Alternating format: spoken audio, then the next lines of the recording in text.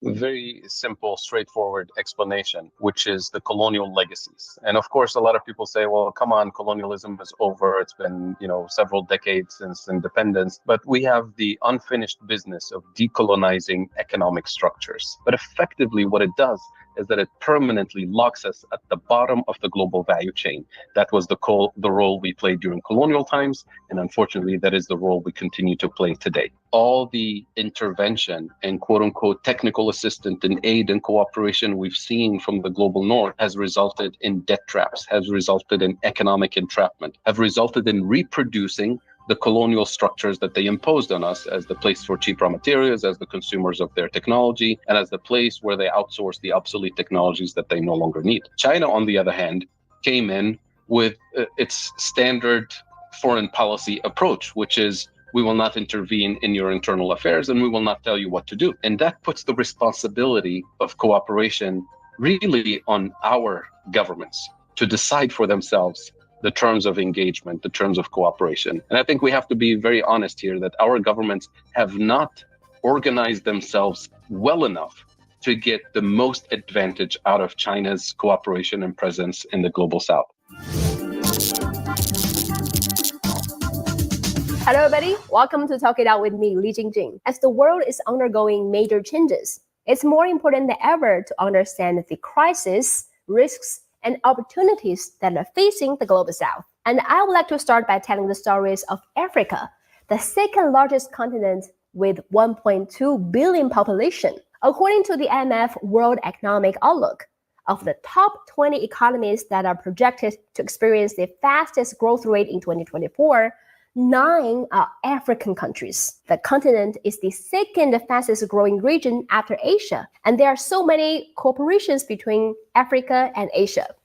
For example, a major forum between China and Africa will take place from September the 4th to September the 6th in Beijing, the 2024 Forum on China-Africa Cooperation, also known as FOCAC. So I will make several videos about China-Africa Cooperation, share with you why it's important, inviting scholars from both Africa and China to share their insights. And I will also go to FOCAC as a reporter to help you see the forum up close. And today, I invited a scholar from Tunisia who is dedicated to finding an alternative development vision for Africa. Joining us now from Malawi is Fadel Kabob. He is the senior advisor with PowerShift Africa, Associate Professor of Economics, Denison University in the United States. He's also the president of Global Institute for Sustainable Prosperity. Fadel, welcome to the show. Thank you for having me on the show. My pleasure. So my first question to you is, can you tell us the current challenges that Africa is still facing? Because apparently decades after liberation and independence, and despite Africa is projected to be the second fastest growing region, still a large population in the continent are still lack of food, lack of security, all kinds of challenges are facing so many countries. So what led to those challenges? What caused those challenges? There's a very simple, straightforward explanation, which is the colonial legacies. And of course, a lot of people say, well, come on, colonialism is over. It's been, several decades since independence. But we have the unfinished business of decolonizing economic structures. And so I focus on the economic structures that actually produce the results that we're looking at. So when it comes to the colonial role that was imposed on the African continent, it can be summarized in 3 basic points. Number 1, we're supposed to be the place for cheap raw materials for the industrialized world. We still play that role today. Number 2, we were supposed to be the place that consumes technology and industrial output from the global north. We still play that role today. And number 3, and most importantly, we're supposed to be the place where obsolete technologies, assembly line manufacturing that is no longer needed in the industrialized world is outsourced to us under the label of development, cooperation, job creation, technical assistance, all of that. But effectively, what it does is that it permanently locks us at the bottom of the global value chain. That was the role we played during colonial times. And unfortunately, that is the role we continue to play today. So colonialism of course, was not a system for development. It was not designed to achieve sustainable development goals or a just transition or justice or anything. Colonialism was a system of extraction, of abuse. And we should not be surprised that the same colonial structures, economic colonial structures that persist today, are producing these bad results of malnutrition, of poverty, of socioeconomic exclusion. So that's why, in the context of the just transition and the context of decarbonization, we always say we cannot decarbonize a system that hasn't been structurally and economically decolonized yet. And when it comes to kind of the visible manifestation of these problems, the issue of external debt, that is debt denominated in foreign currencies, in dollars and euros, it is a serious problem because it takes a huge amount of fiscal policy space that doesn't allow our governments to invest in the building blocks of development and prosperity, such as basic health and education and infrastructure, because we have to prioritize paying the external debt. But external debt is actually a symptom of deeper structural issues that have colonial roots. Number one, food deficits. Number two, energy deficits. And number three, manufacturing deficits. And I can explain each very briefly so we can understand why these are fundamental. When I say food deficits, according to UNCTAD, the UN Conference on Trade and Development, Africa today imports 85% of its food. 85%. When less than 100 years ago, during colonial times, we used to be the breadbasket for colonial powers. And what happened is that there's a redesign of the system as soon as we gained independence. In 1955, for example, in Europe, at the Treaty of Rome meeting, the Europeans said we have a food security problem for Europe because they were so dependent on Africa. And that introduced a common agricultural policy, CAP, which is in place to this day. So what is CAP? It's heavy agricultural subsidies to produce the core crops in Europe, such as corn and wheat and soybean and the core food security items. And of course, it wasn't just Europe that did that. It was the United States, Canada, Australia, the former Soviet Union, which is why Russia and Ukraine today dominate the grain industry. And what it did is that it forced African farmers out of business because they couldn't compete with the subsidized wheat and corn coming from the global north. So we had to redesign our agriculture to specialize in cash crops for exports: coffee, tea, tobacco, bananas, all the complementary items. So today we live in a world where we consume what we don't produce and we produce what we don't consume. And that's why we have real food insecurity on the African continent and the rest of the global south, obviously. So that's the food deficiency. Number two, energy deficiency. When I say energy deficits in Africa, I include our biggest oil exporter on the continent. Nigeria today imports 100% of its gasoline, not by accident, by design. Angola, our second largest oil exporter, imports 80% of its fuel from international markets. So we're constantly denied the technology processing, the technology for drilling, the technology for refining. So we export crude oil, we import refined petrochemicals. You export the cheap stuff, you import the more expensive stuff. So you're always in a deficit situation.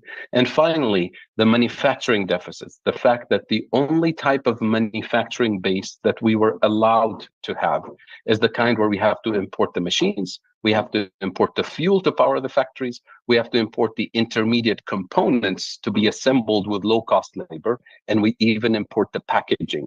So we end up with the value-added content of what we export is low value added, what we import is high value added.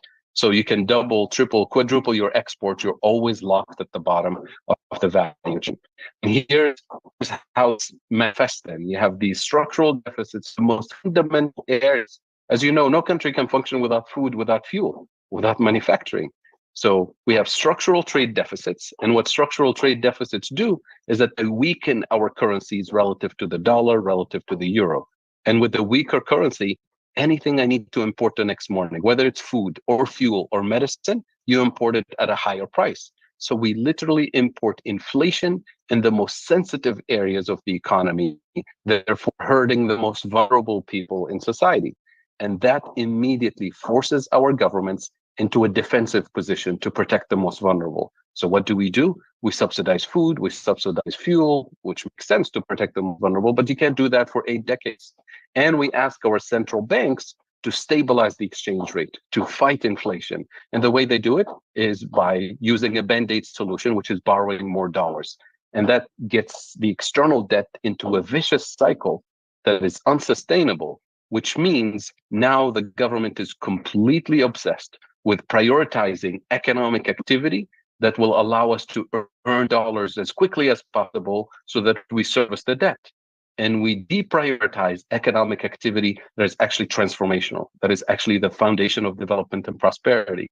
And that is the essence of why we neglect so many of the priorities. And that's why a lot of the fiscal policy space that our governments have is dedicated to servicing the debt, which is by design the colonial architecture that was imposed on us. So that's why we say we can't really achieve the sustainable development goals or a just transition or any of the goals that we want to achieve under a system, an economic system that's still structurally colonized, when we have economies that are technically steered from abroad. I think after independence and liberation, I think different countries have stepped up with the different enterprises from their countries or international organizations step up with the donations in food or all kinds of supports. So different countries, different international organizations have stepped up, involved with Africa. Why those options offered by these countries and these international organizations haven't solved those problems for Africa? Very good question. I'm glad you mentioned food aid, because Africa didn't need any food aid day one after independence, because we had plenty of food surplus actually to export to the rest of the world. But what happened as soon as agricultural subsidies started in the global north, our farmers, the farmers that used to produce wheat and corn and barley, the core crops, stopped producing them. So it created temporary disruption in the production of core food items, because they started prioritizing exporting coffee, tea, tobacco, and the other complementary items that they were able to sell to the global north. And that created shortage of real food items. The food security was disrupted. And the concept of food security was actually invented during that time period. And that's why I always say the concept of food security is a very dangerous colonial term. Because, at the surface level, who doesn't like food security? It's a good thing. But this is a technical term. Food security means you secure the nutrition of your people, either by producing it yourself, or by buying it from abroad, or by borrowing money to buy it from abroad, or even worse, by receiving it as food aid. Food aid is the worst thing you can do to your farmers, because they can't compete with free food. And that food aid completely killed our food sovereignty. And that's why today we talk about the importance of restoring food sovereignty. Whereas the global north, when they talk about Africa, they say Africa needs more food security. And I say, we don't need more food security. Thank you very much. We need food sovereignty. We need to produce our own food. And that is really the crux of the problem. So the reliance on international trade for food security is one of the most dangerous things that happened after independence. And it didn't happen by accident, it happened by design. So this is the colonial and post-colonial design that we need to undo with something like regional food sovereignty programs or continental food sovereignty programs that are designed to support the farmers that produce the food, rather than the current system, which is what we currently do, is we subsidize consumers so that they can afford the imported food. When technically speaking, when we subsidize consumers to buy imported food, we're technically subsidizing the producers abroad to continue dominating the global economy. Mm-hmm. What about the options by other countries? Europe, United States, Japan, different developed countries also have their companies in Africa. So have they made any difference? Well, I'll start with the big financial institutions that were supposed to, deliver development and technical assistance, such as the World Bank, for example, and to some extent the IMF. When you look at the majority of African countries in the last, 80 years of operations of the World Bank and IMF, and since independence, most of our countries have been under a World Bank and IMF program essentially continuously. with these institutions dictating the conditionalities of how their funds are used internally. In other words, micromanaging our economic priorities. The fact that we're in a debt crisis today means one of two things. It's either that these institutions are completely incompetent and should be rejected, or that their intervention has been intentional entrapment to keep us in a debt trap. And when you look at the creation of the World Bank and the IMF after World War II, most of the continent, the vast majority of the continent, was still colonized. We're talking about a global economic architecture that was not designed by us, that was not designed for us. It was designed for colonial purposes, extraction purposes. Why do we expect these same institutions that haven't fundamentally changed to deliver any different results? So it's time for us to wake up and realize that these are the fundamental pillars of the global economy that need to be decolonized. And I'll give you one number that your viewers will probably remember after this conversation, which is the following.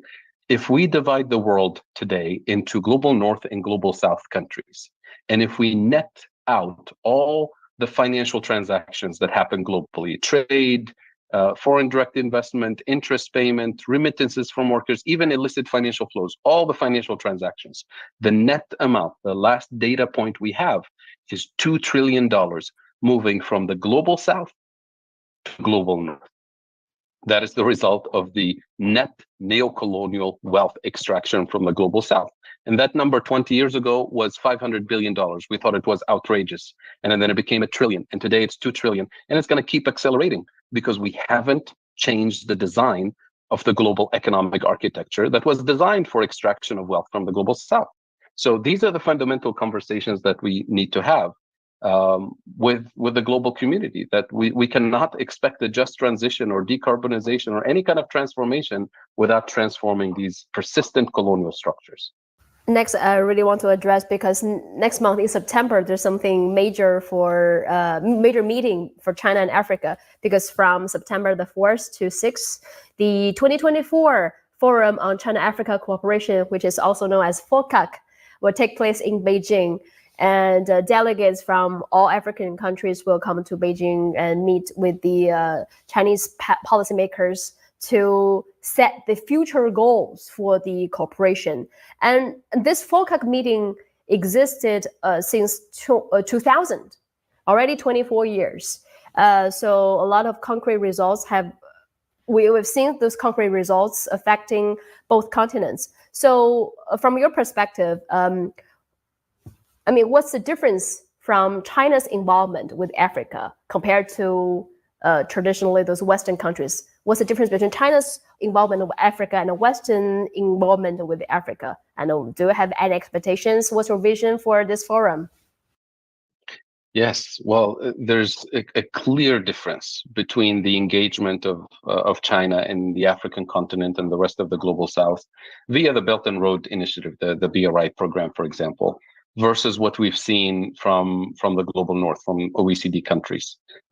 First of all, there's one clear distinction, which is that the global north countries have been the colonial powers in the past. China was not. So that's a huge difference.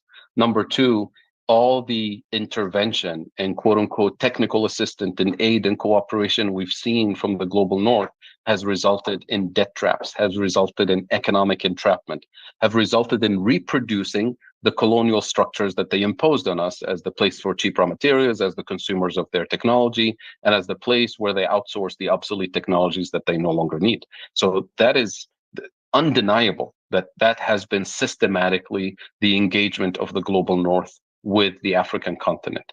China, on the other hand, came in with its standard foreign policy approach, which is we will not intervene in your internal affairs and we will not tell you what to do. And that puts the responsibility of cooperation really on our governments to decide for themselves the terms of engagement, the terms of cooperation. And I think we have to be very honest here that our governments have not organized themselves well enough to get the most advantage out of China's cooperation and presence in the global South.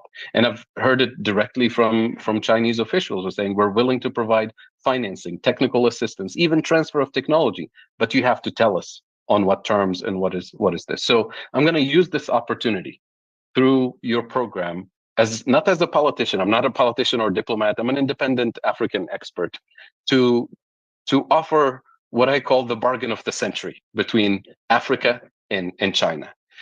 For the following reason, for true decolonization and transformation of the African continent, and for a repositioning of the global South in general at the center of a new economic and geopolitical international economic order.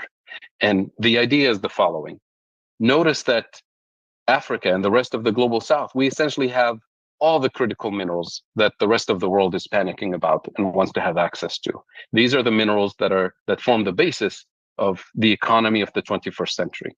And we know that. The only country that has mastered and dominated the technology of processing critical minerals today is China, to the point where the US and Europe are actually dependent technologically on refining critical minerals by China. Now, if we want to industrialize as Africa or as the global South, we're not going to partner with countries that don't have the technology. We have to partner with countries that actually have the technology that we need. So I offer that the African continent as a bloc, not as individual nations, offers the bargain of the century to China and says, look, we have the youngest labor force on the planet, on the African continent. We have all the critical minerals that we need to industrialize, to manufacture and deploy the building blocks of development and prosperity, starting with renewable energy infrastructure, clean cooking infrastructure for the 1 billion people in Africa who are inhaling toxic fumes on a daily basis because of lack of clean cooking infrastructure, mostly women and children, of course, and clean public transportation infrastructure. But everyone has a different story to tell. Just these three industrial policies will completely transform the continent and reposition Africa at the center of a new international economic order. But we lack one thing, which is access to this life-saving technology that Europe and the United States and Japan have, but also China has. For example, the entire value chain for manufacturing solar panels, using our materials, using our labor. So why would China accept this offer? Here's what we offer in return. In 10 to 15 years, China can double its industry.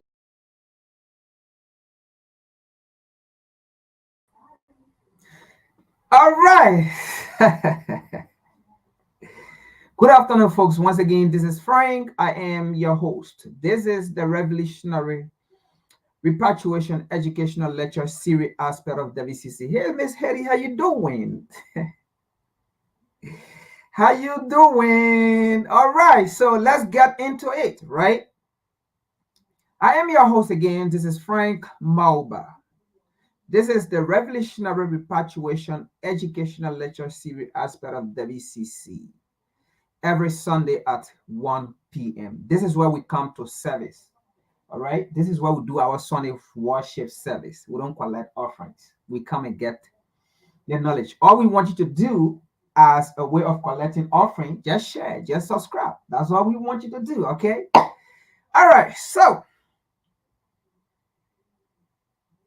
as you heard from the video, I will just summarize the last sentence he said.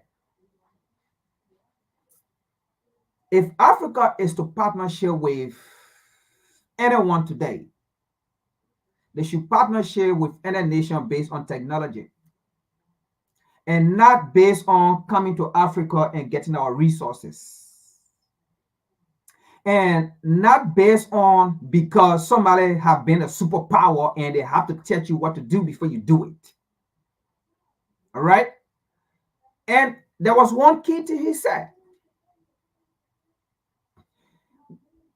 We cannot do a partnership with anyone. Let me say this. I'm going to summarize it. As an African continent, we cannot do a partnership with anyone if we go as individual nations. You know why? Because if Liberia, so-called colonial name, okay, or Ghana, okay, or Nigeria, these colonial names, if we go to, for example, China, Liberia is going with her agenda, different. Nigeria, different. Ghana, different. Mali, different. You name the rest. We all going with different agenda. Do you think China, okay, will be in it? How sophisticated China is, right?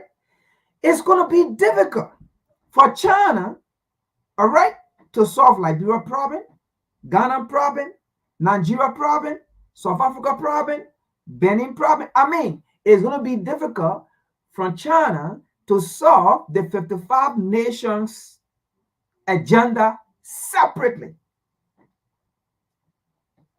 So in that manner, we are going nowhere. Because you know what?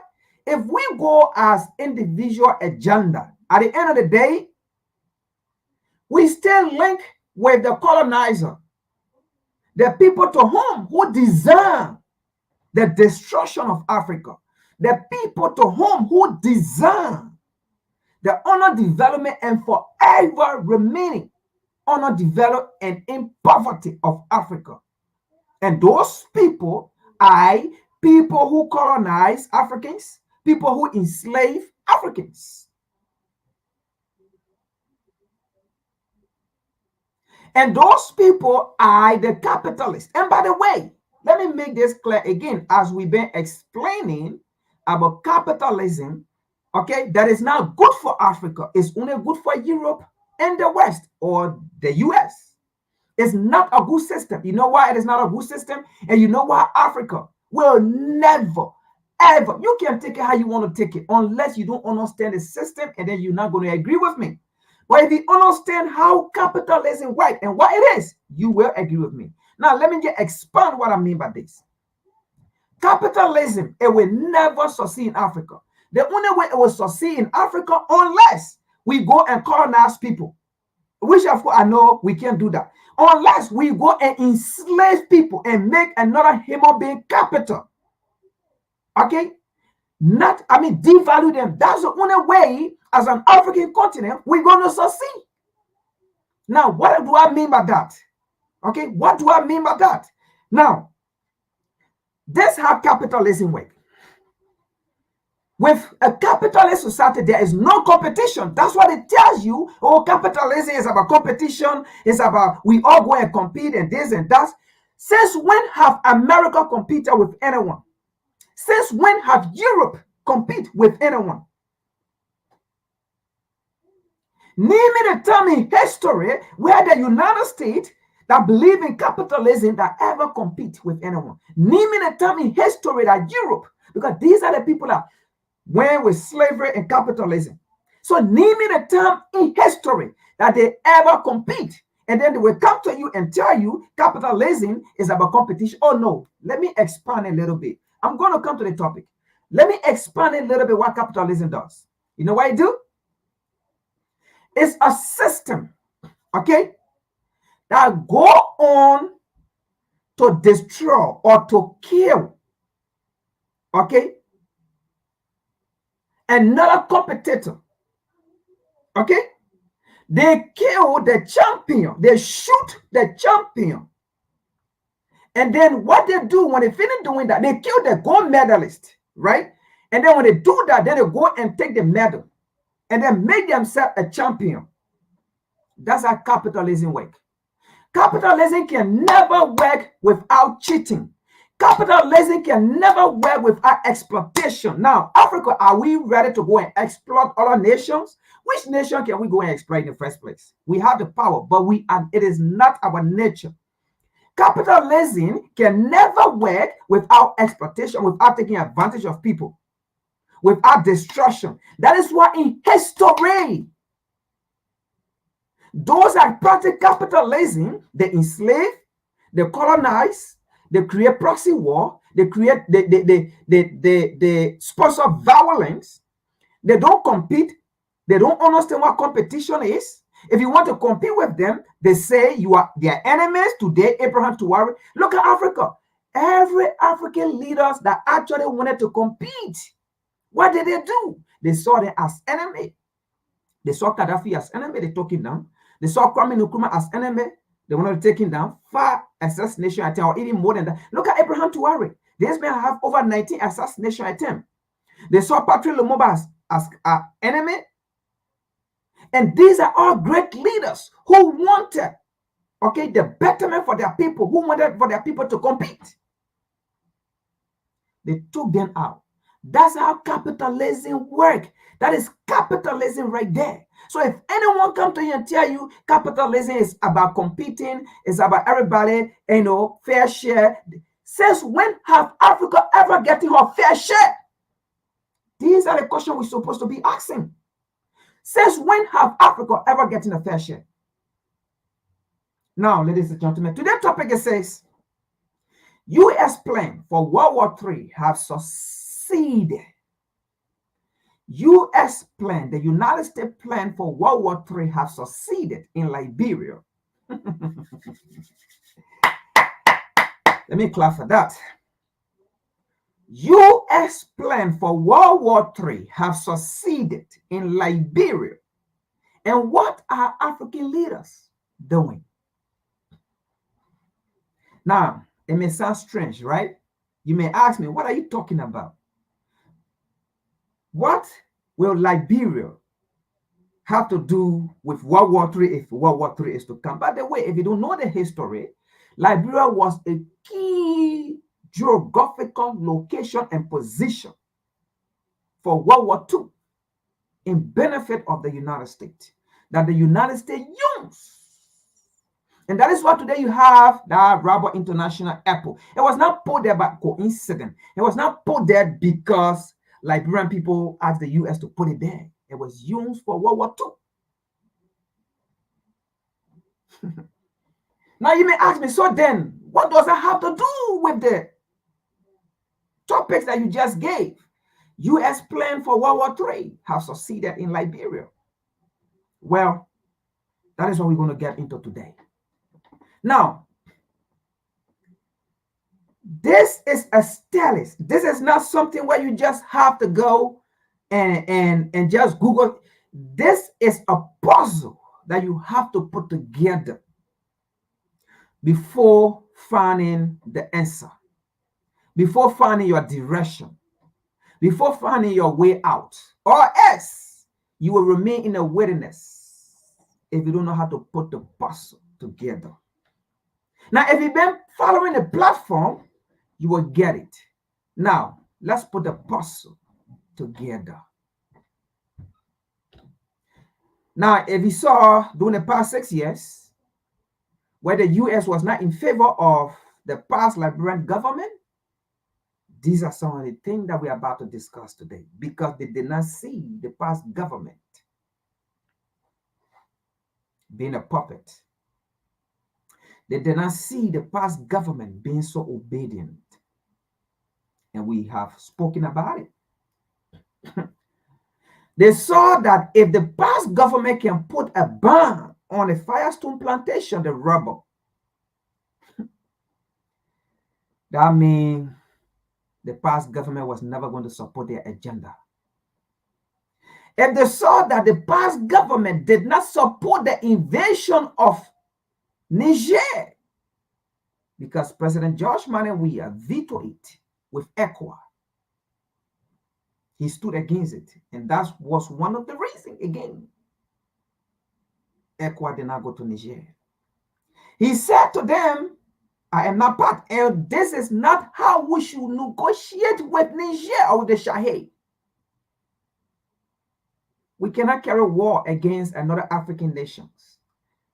They saw him as a threat that he will not support their agenda. I'm giving you references before we get into it. Why did they not want him? They saw to is that these men have a financial power that they could not use their financial means to get these men, because they saw to it that these men have connection beyond plus or minus the United States support. They saw to it that these men have connection. He have partners. He have friends that will help his government. So they saw to it that he will not be the puppet to the U.S. I want you to be with me. We are getting to a place. I want you to be with me. before we lay down what we have to give you here.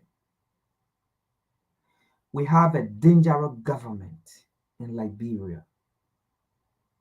If you don't know. Oh, man.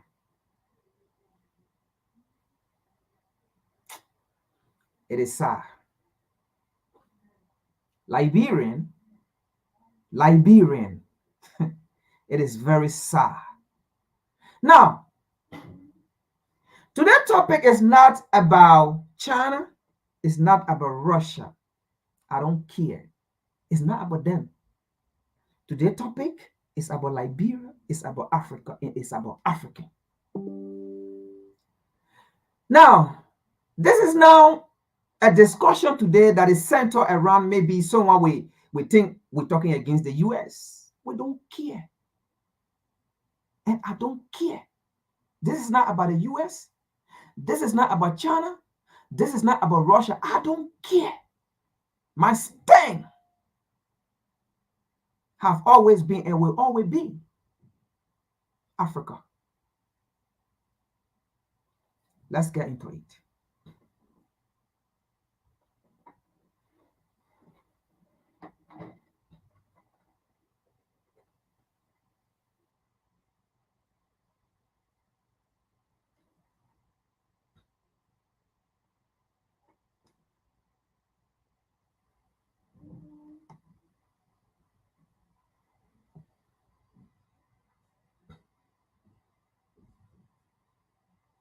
Now, before we get to Liberia, these are the things I want you to understand, because I am not just going to put an article out about Liberia. You will not understand anything. If I just get to Liberia, talk about Liberia, you will never understand anything. You have to know what is going on behind the scene. And then when I get to Liberia, you will understand the puzzle of what is going on. And by the way, if you don't know, no matter how you twist it, World War III is on. And World War III is going to be bad. And World War III is coming and is already there. So I'm just letting you know. Look, we will not run away from it. It's already on.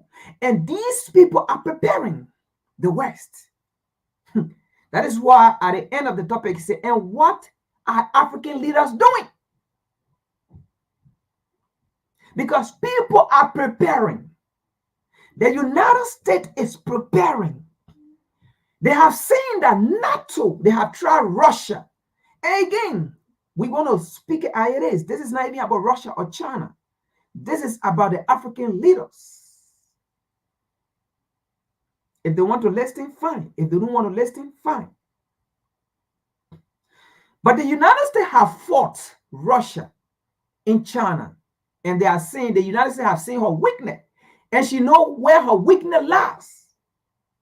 And she wants to use Liberia to strengthen.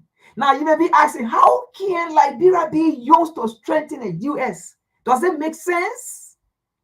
What power Liberia have to help U.S., to strengthen the U.S. for World War III against whosoever nation? You may be asking yourself, why? That's a very brilliant question. But again, that's why we're here today. That's why we are here today. So just bear with me. Pay attention. Let's continue. All right. So let's look at the first article here. What's going on? Let's look at the first article. Because we are also going to be asking the African leaders, what are they doing to prepare? Because the U.S. is preparing. Because the U.S. have seen her weakness or her weaknesses. NATO have seen their weakness. Without the U.S., NATO will not make it. NATO will not make it because NATO is U.S. So without the U.S., NATO can't make it. Absolutely, NATO is out of the picture. Europe does not have the power. They can't. They can't. They depend on U.S. So the U.S. now have to go back to the drawing board, have to go back to the table of what to do. Because with the war in Ukraine, they have tried their military equipment to Ukraine. And first of all, Russia is not even using her military might yet. Russia is not even using a sophisticated weapon. No, that's the facts. If you've been following the story, Russia is not doing any of those things yet. And the United States had used her sophisticated weapon as a test. And everything has failed. They have used NATO. NATO is currently in Ukraine fighting Russia. And they are being destroyed. They are killing them massively. They are killing them.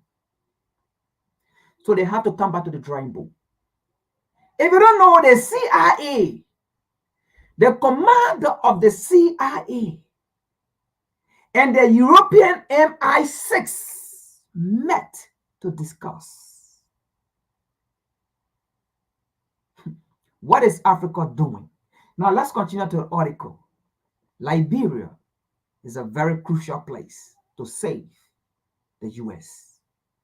And they have succeeded, by the way, because of the government we have in power. Very chronic,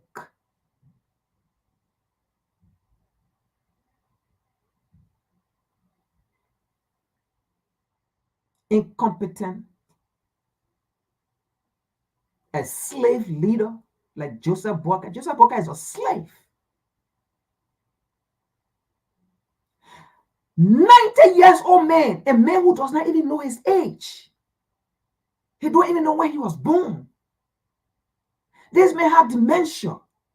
This man has, how do you call it, schizophrenia. He have mental problem already.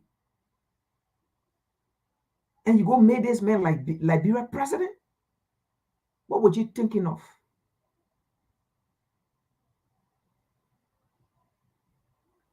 You saw Liberia and you think you own Liberia already? You just sold Liberia to the West. You just living in Liberia, but Liberia does not belong to you.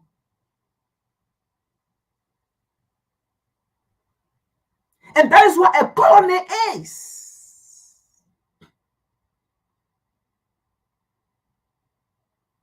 That is what a colony is. That is what a territory is.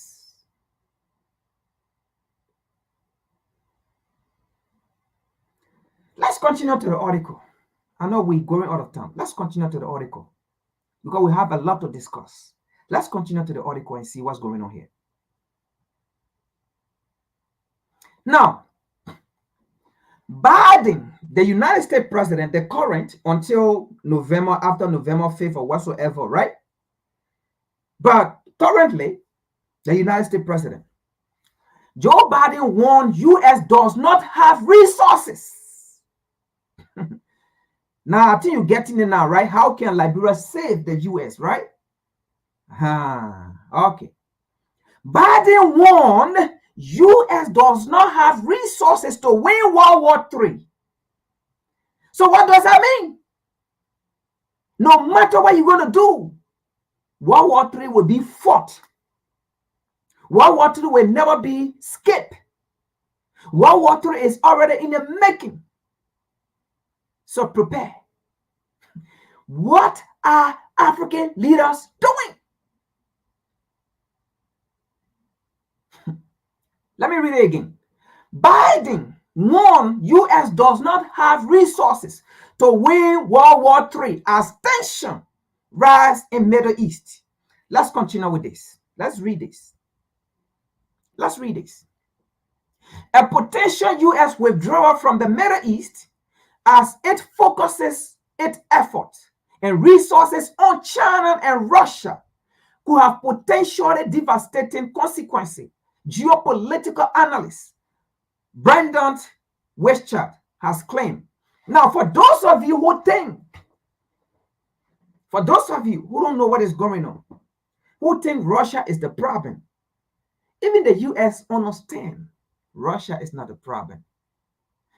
The U.S. is fighting for her hegemony. The U.S. is fighting for her place.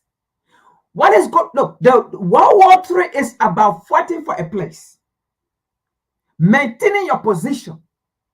Do not lose your position. Okay? And while other nations are coming in to go, now, do you understand why capitalism is not about competition? If it is about competition, why would you want to go against China and Russia when they are building up, when they are collaborating, when they are competing? Let's continue here. Again, this may sound harsh, okay? But it's not about US, it's not about Russia, it's not about China. It's about Africa and African people. We have suffered for so long. We don't care about the other people. These people are already there, and that is why they have the power to do what they can do. But Africa, and that is some of our frustrations, because we have stupid and dumb and leaders on the African continent. Let's continue here. The US risks getting dragged. These are not my words. I'm just reading. Okay? Now, I'm just reading because I'm so curious to find out what is going on, right? Let's continue. The US risks getting dragged into a new war at precisely the moment it does not have the capability. The moment it does not have the capability now. Where these things are coming from? Why would the US say these things? Because they have tried their military might. They have tested their military might. And they have seen that it is not mightiful enough to win World War III. It is not mightiful enough to win Russia. They will fail. You understanding why Liberia is coming, right? Liberia is coming. Just hold on. We're going to get that. And you're going to understand what is going on here. We don't come here with opinion. Before we talk anything, we have done a research, put it together, and make perfect sense. If we don't have all the material, we will never come up here to talk about it. So just pay attention and listen. Come along with me. This is not me talking here. The US risks getting dragged into a new war at precisely the moment it does not have the capability, resources, or will to achieve victory in such a conflict. Now, what this means is that no matter what you do, World War III is going to happen. It's not going to be skipped.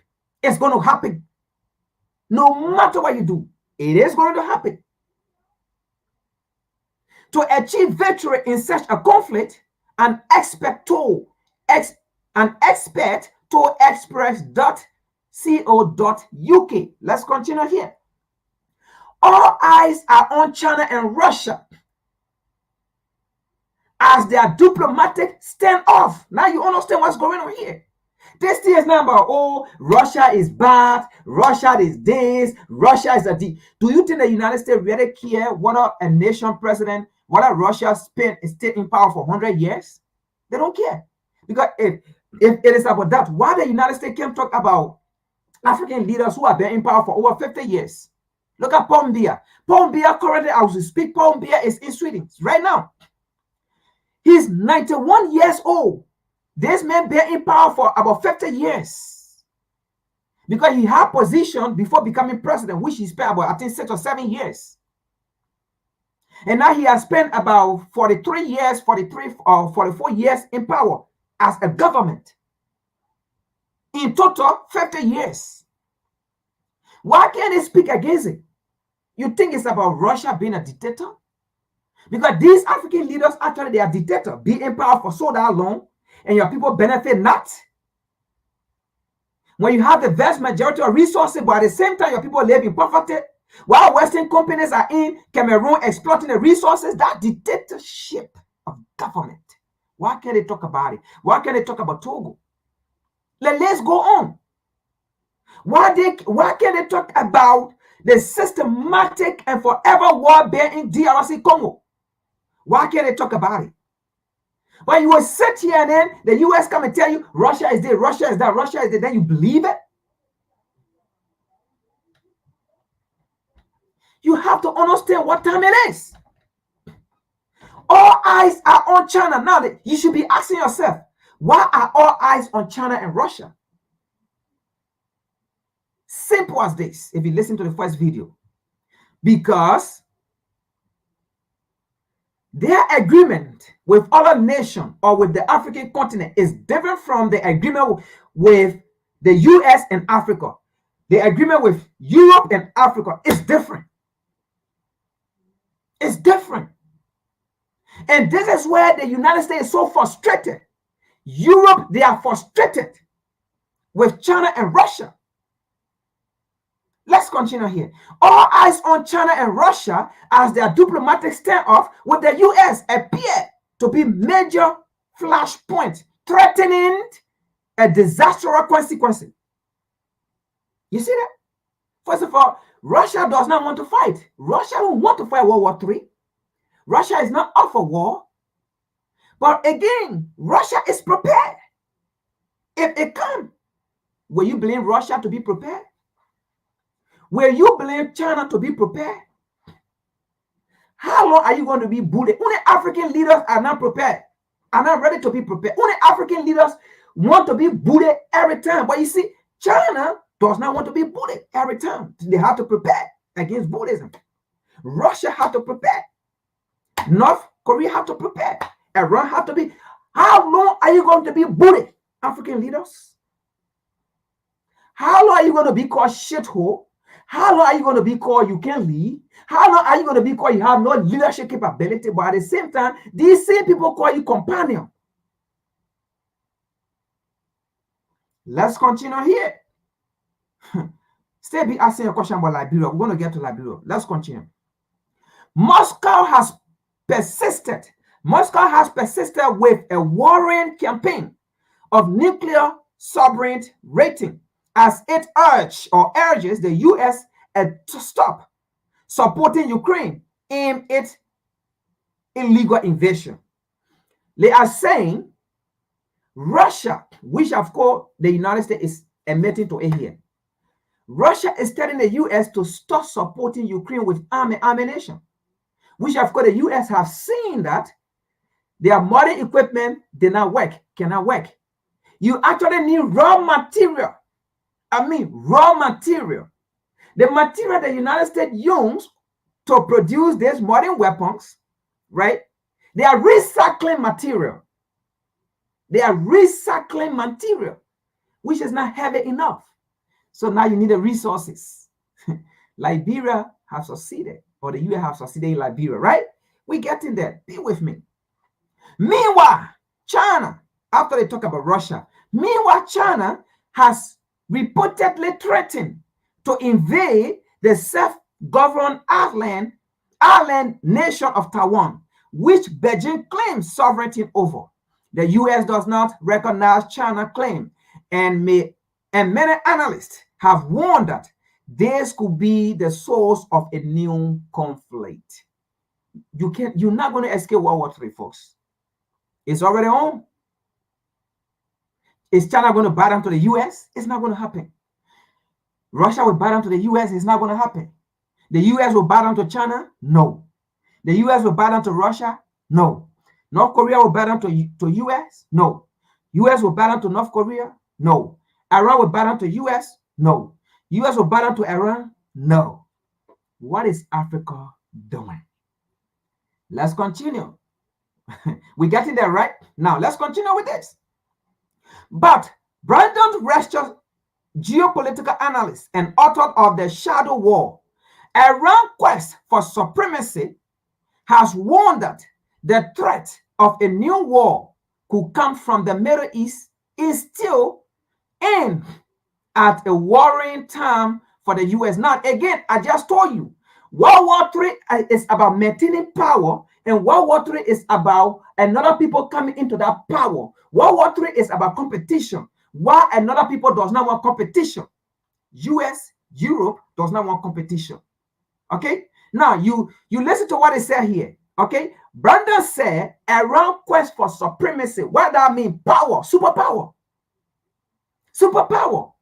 So if these leaders, these Western world, are against other nations from getting to a top, from being part of the superpower Do you think they want Africa to be there? Africa was created systematically by the West to remain where it is, even though with the vast majority of resources.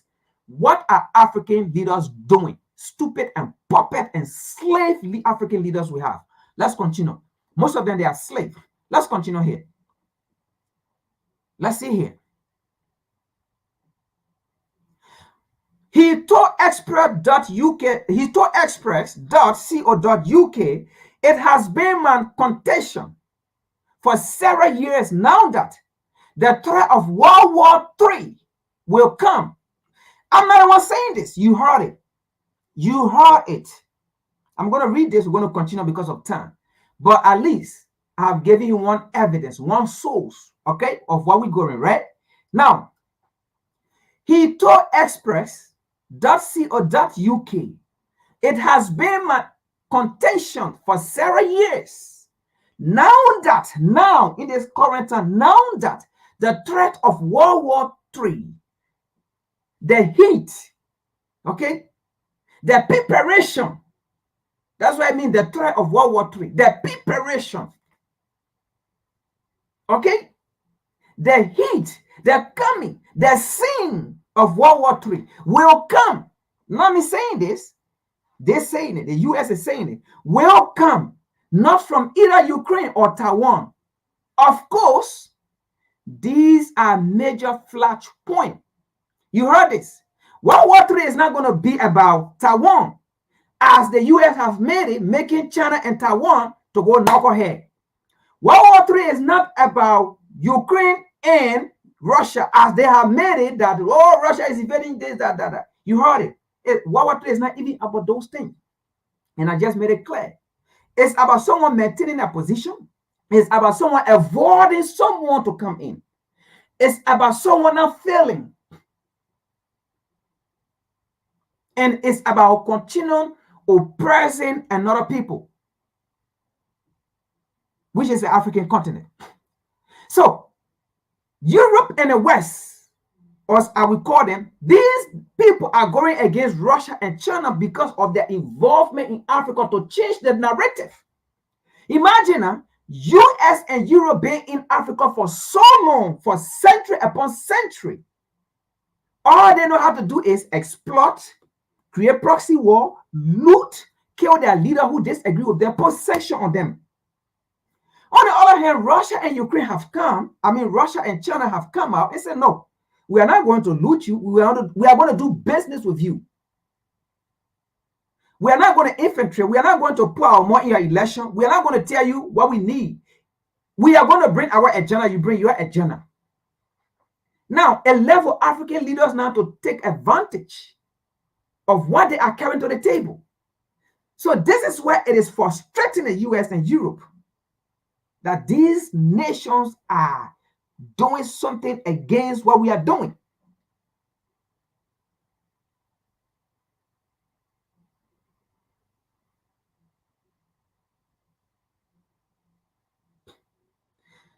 Now, they will push beyond their traditional borders to threaten Israel and their American allies to attempt to push the American out of the region permanently, now that the Sunni state have been specified by China diplomatic invasion or intervention. Did you see that? By the way, they are talking about Iran. And by the way, Iran have just come out to say they gave the United States government time.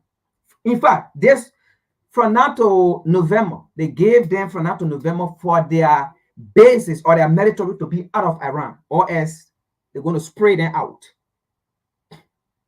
So do you understand what is going on here? All right. So that's one point. All right. That's one point.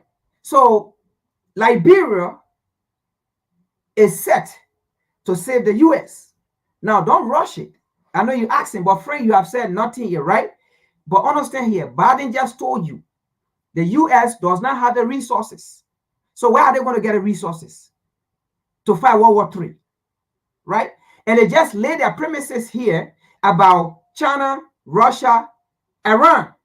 Okay, these are three powerful nations already who believe in nuke, who have technology, so who are sophisticated, right? Now, another nation is about to join them. And I didn't say it. They said it. All right. Now, let's go to the next article.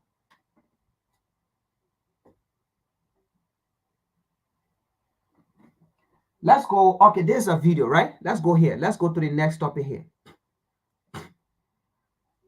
Be with me. We are laying the premise here so you can see what is going on here. Okay?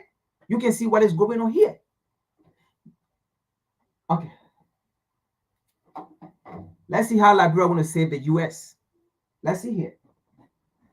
We'll get there.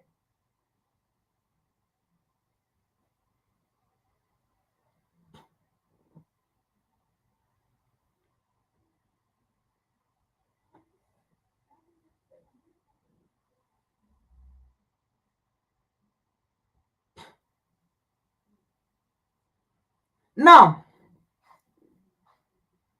what you're going to see here again is that with World War III, right, it is going to be about nations getting together.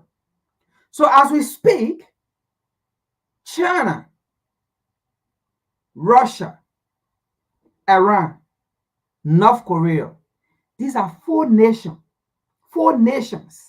And these four nations, you think they are weight, they have heavy weight. And the thing about these four nations, you think about China, they have the population.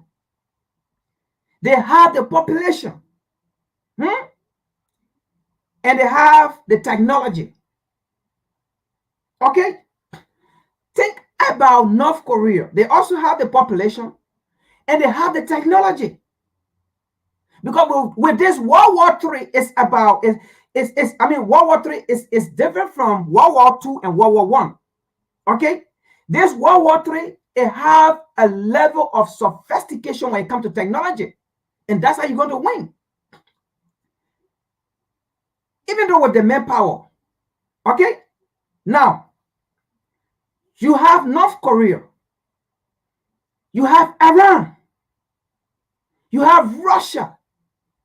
And they have, these are nations that have deadliest army. And then they are weapons. So these are nations that the United States will be fighting. Take NATO out. Germany does not have it. We're not talking about World War II, World War III here. World War II here. Germany does not have it. England does not have it. So, in fact, NATO don't have it. They're depending on the U.S.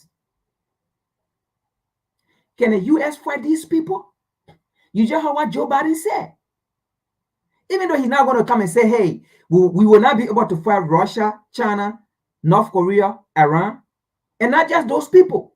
Turkey will join them. And you know what happening now? These nations now are already talking to the Middle East.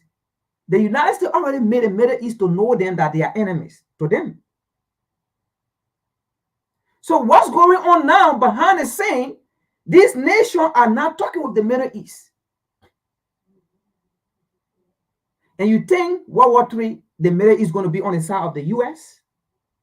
It's not going to happen. They are not going to be on the side of the U.S. because they know what the U.S. have done to them. They're going to be on the side of Russia, China, North Korea, Iran. That's why Turkey going. And he's talking to their army. They are sophisticated. They have technology. You get to know what is going, right? So that's what Joe Biden said clearly to the United States citizens. We don't have the resources. We don't have the technology. We don't have the military. We will lose. Because forces are united. But equally so, they make it clear. World War III will not be skipped. So the United States have to come back to the table to prepare. What are African leaders doing to prepare? They are dead chasing U.S. Africa Summit, Russia Africa Summit, China Africa Summit, South Korea Africa Summit. Look, Even Venezuela can even ask for a Venezuela-Africa summit. The African continent will come.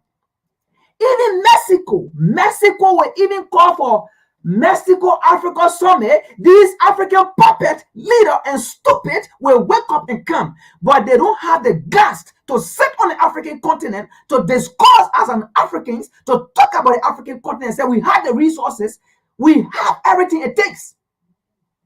Mexico will even call for US-Africa summit. These African dumb-headed leaders will wake up and come there.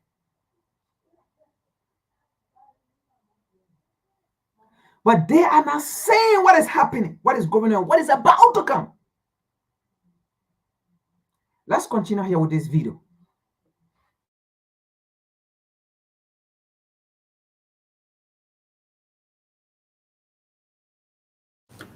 Now let's look on the other side, at Russia. What is Moscow doing as the West wrings its hands? Well, Moscow is busy holding its largest naval drills since the Soviet era. For the first time in the last 3 decades, we are conducting such large-scale exercises at sea. They will be held simultaneously in the waters of the Pacific and Arctic Oceans, the Mediterranean, Caspian, and Baltic Seas. The drills have been dubbed Ocean 2024, and they are well underway. Take a look at this.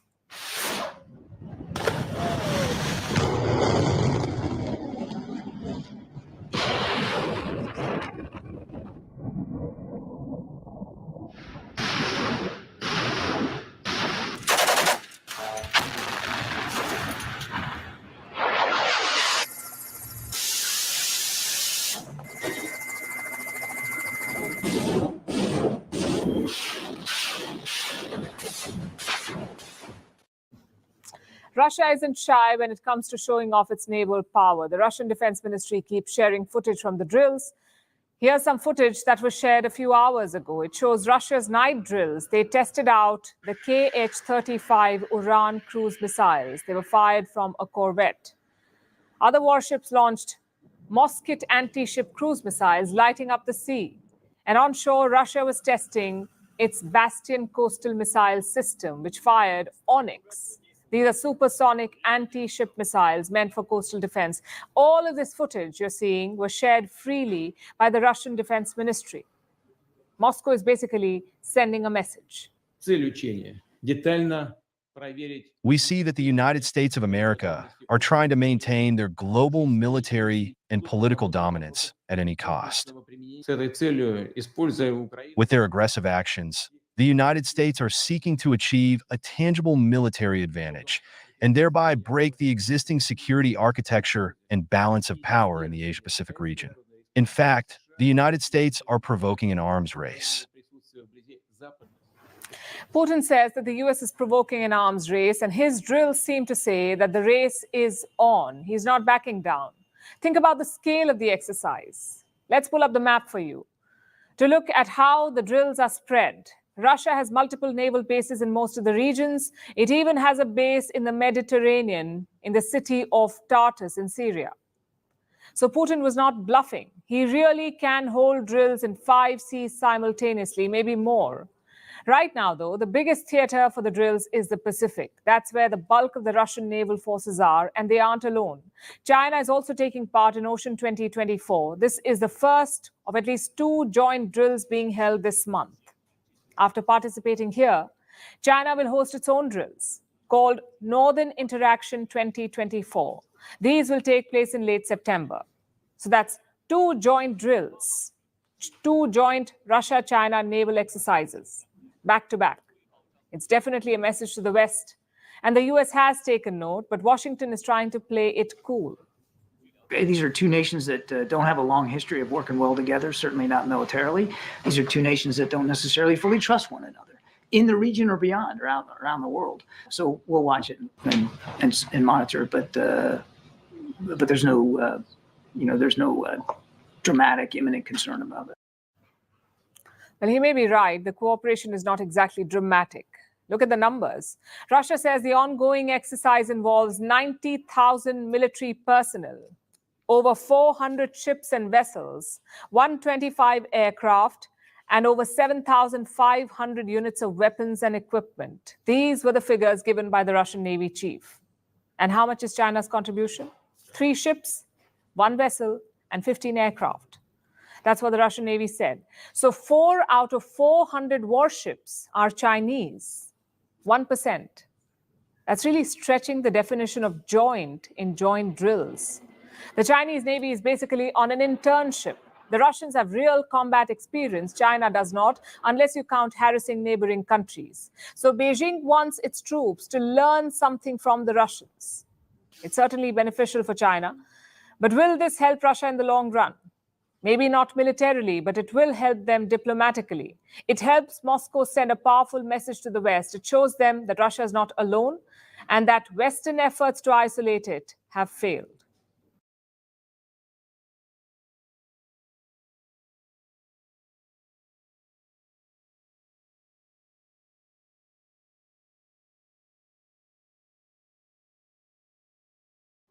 All right.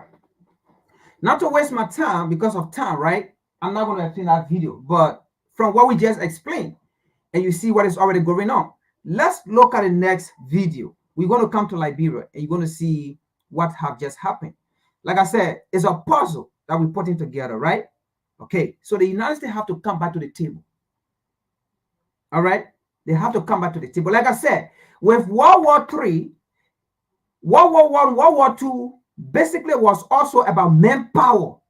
With World War III, yes, manpower, is important, but the technology aspect of it and the equipment, okay? World War III, you have to have the equipment, the technology, right? And then it don't have to do with recycling material. And that's why the United States have UMs. And they have come to find out the recycling material, the UMs, right? To build their weapons and things is not really effective. You need the actual raw material. And that's why Liberia come to play part. And we're going to see that, okay? So just be with me here. This is not opinion here. This is a facts. The research have been done. All you have to do, just bear patient. Listen.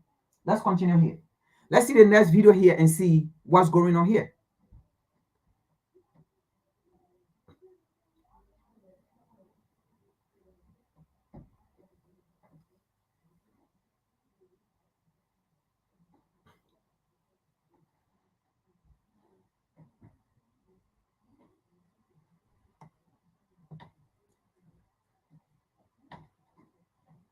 Now,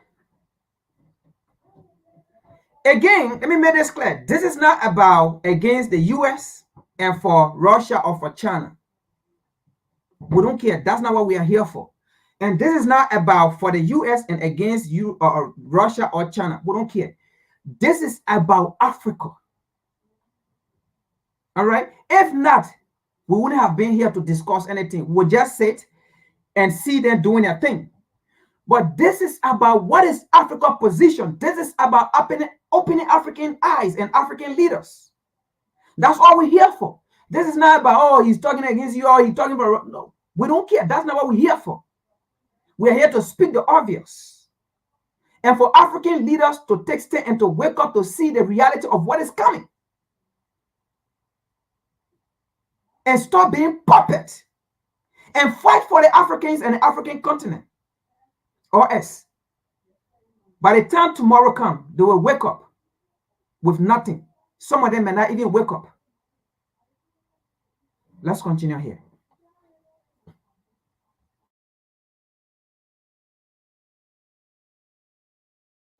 We're reporting.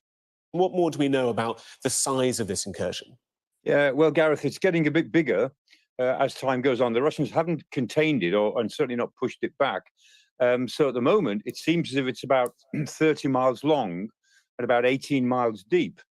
Now, in terms of the territory of Ukraine and Russia, of course, that's very, very small. But in military terms, that's pretty big. And it's a lot bigger than some of the areas that have been fought over for months in Ukraine proper.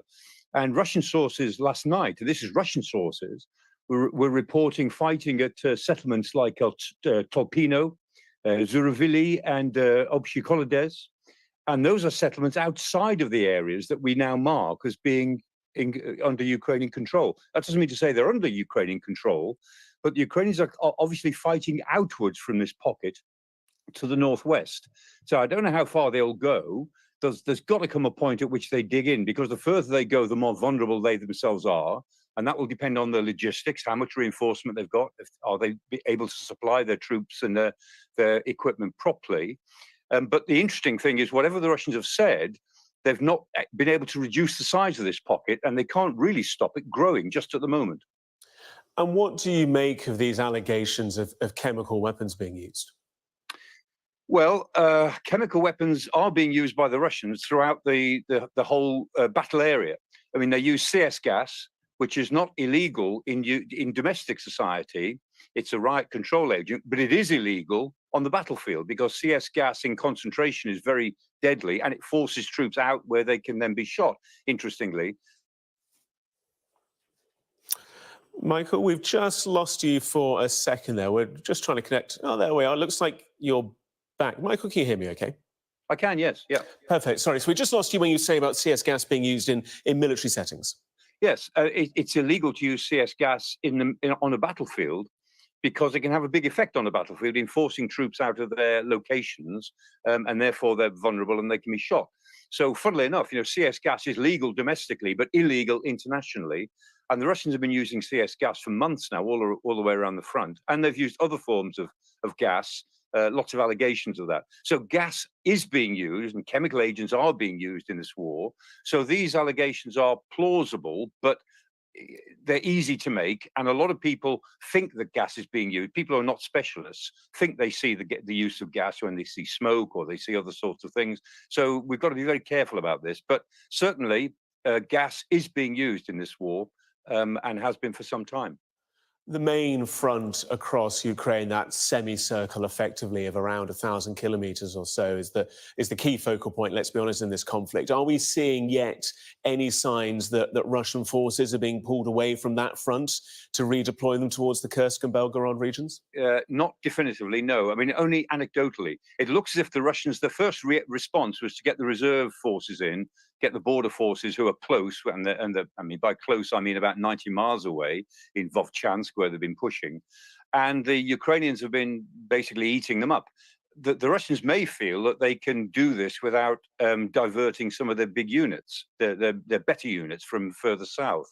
But the Ukrainians have made it pretty clear by what they've put into the pocket that it will take quality troops to dislodge them. So at the moment, I think the Russians are trying to play it both ways. They're trying to rely on very poor troops, conscripts and their border forces, and their internal troops, the Rosgvardia. I mean, there's 400,000 Rosgvardia, but they're just internal order troops, and they're not much good on a conventional battlefield up against a determined opposition. So they're not much use. At some point, I think the Russians will have to redeploy more elite units from further south. So far, we can't say that they have. Lots of allegations kicking around. None of them can be confirmed as yet. Give it another couple of days and we'll see. But honestly, Gareth, this battle, it will be quite a battle. This will be measured in days and weeks, not weeks and months. The Russians they'll put whatever is needed to get rid of this pocket. This is Russian territory. They'll do whatever it takes. And so if they have to redeploy their big units, they will do. I'm absolutely certain about that. The Ukrainians have proven to be wily operators. They have to be. Numerically, it's as much smaller force than the Russians. Population-wise, when it comes to resupply, it's a much smaller force than the Russians.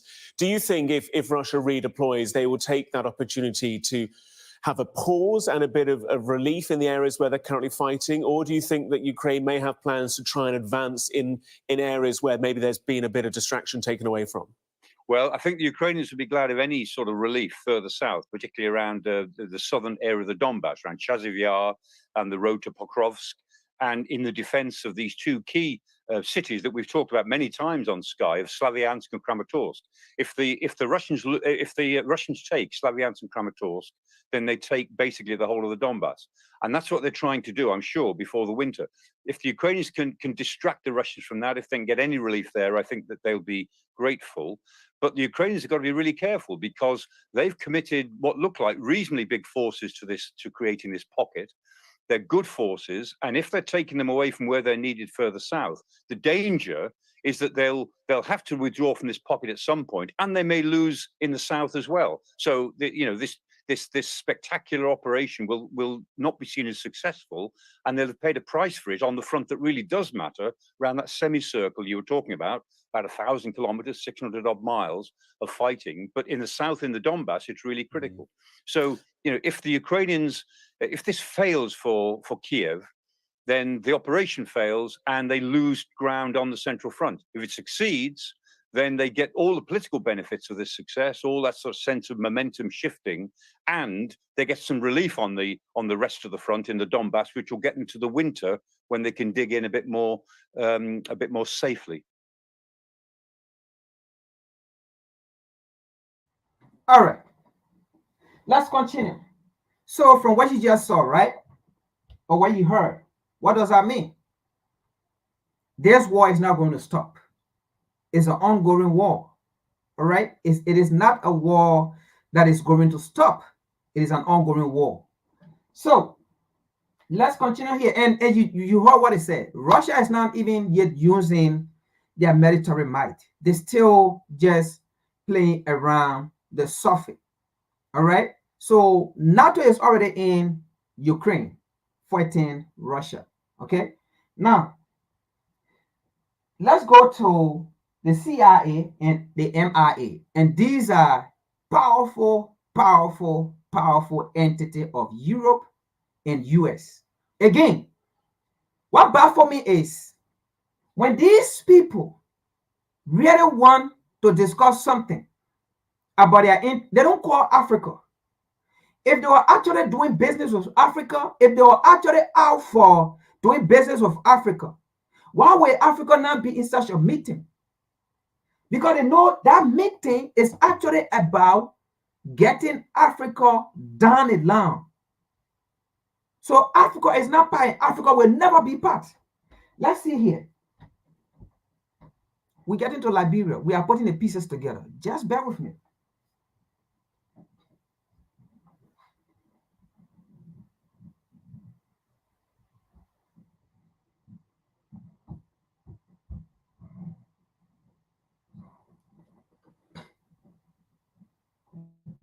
Now, this news from the Daily Mail, right? So this is the CIA and the MI6 chief. The CIA, that means the US, right? We know about the CIA here. Now the MIA, this is Europe, just how the CIA is here, specifically for the interest of US. Specifically, the MIA, specifically for the interest of Europe. So now the question then becomes, why will the CIA and the MI6 meet to discuss about conflict, about what is going on, and Africa is not there? Right? Let's see here. Because everything is about Africa, and this is what we want for Africans to know. All right? And I can tell you, some of the people now, even the Liberian, right, that will watch this video, some of them will insult me because they don't know what is happening, because they have limited mindsets. Some of them are going to insult me because they don't know what is going on, what is coming, and the limited mindset. And because some of them are supporter of the current government of Liberia, and that's the thing about we Liberian. Let me narrow it. I don't want to say we African, even though yes, but this is about Liberia. That's the thing about we Liberian. If it is not you, it is bad. If it is you, it is good. That's how we behave. That's the kind of mentality we have. Even though they might be part of the government or support of the government, but what I'm saying here, even though it's reasonable, it makes reason, it makes sense, it is true, they are still going to come out to insult me. And that's how, holistically, we Africans, we always feel. Let's continue here. The CIA and MI6, a lot of commercial thing. The CIA and MI6 warned, just how from the first article, right? Listen to this. Warned of an unprecedented threat to world order. Again, listen to this. Unprecedented threat. to the world order from China and Russia. Again, like we said from the first one, these people are going into this war not because another person is wrong or another person is treating another person bad, but they are going into it because of Africa, because China and Russia is making things difficult for Europe or for US and Europe in Africa and to some part of the world that they take advantage of to gather resources. That is what World War III is about. And you see the language these people use here. We're not making things out. There's no opinion. We are just reading from their script. The CIA and MI6 chief warned of an unprecedented threat. That means China and Russia have taken different approach to empower nations that they take advantage of, continents that they take advantage of, in order for them to fuse their economy. China and Russia are going to this nation or to the continent, the African continent to be specific, empowering them to be self-sufficient and not to be relying on the US or Europe so that you can continue to take advantage of them. That's what makes it unprecedented. Because through Europe, through China and Russia, Africa have gained some kind of a recognition in the world, and that's a fact. Africa has grown in some other way in technology. That's a fact. Africa has grown in somehow, some other way when it comes to economic power. That's a fact. When it comes to raising other people from some kind of a level of poverty, that's a fact. That's what makes it unprecedented. Because since the US have been there, nothing like that have happened to the African continent. Since Europe have been there, nothing like that have happened to the African continent. That's a fact. Wasn't the US who carried enslavement in Europe, in Africa? That's what makes it unprecedented, because China is not going there enslaving them. If China is enslaving them, then that's the kind of deal the African leader gave. Because before China go there, they have to meet with the African leaders. Before Russia go there, they have to meet with the African leaders. This is what makes it unprecedented. That's their English we're using. That's their word we're using to just clarify things, to clarify the obvious.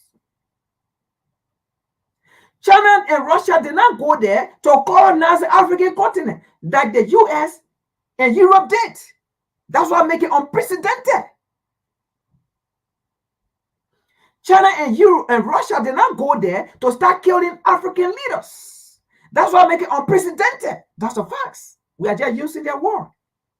That is why you have to be very careful when you're talking things like this. You have to have your resources and based on what they say to describe the situation.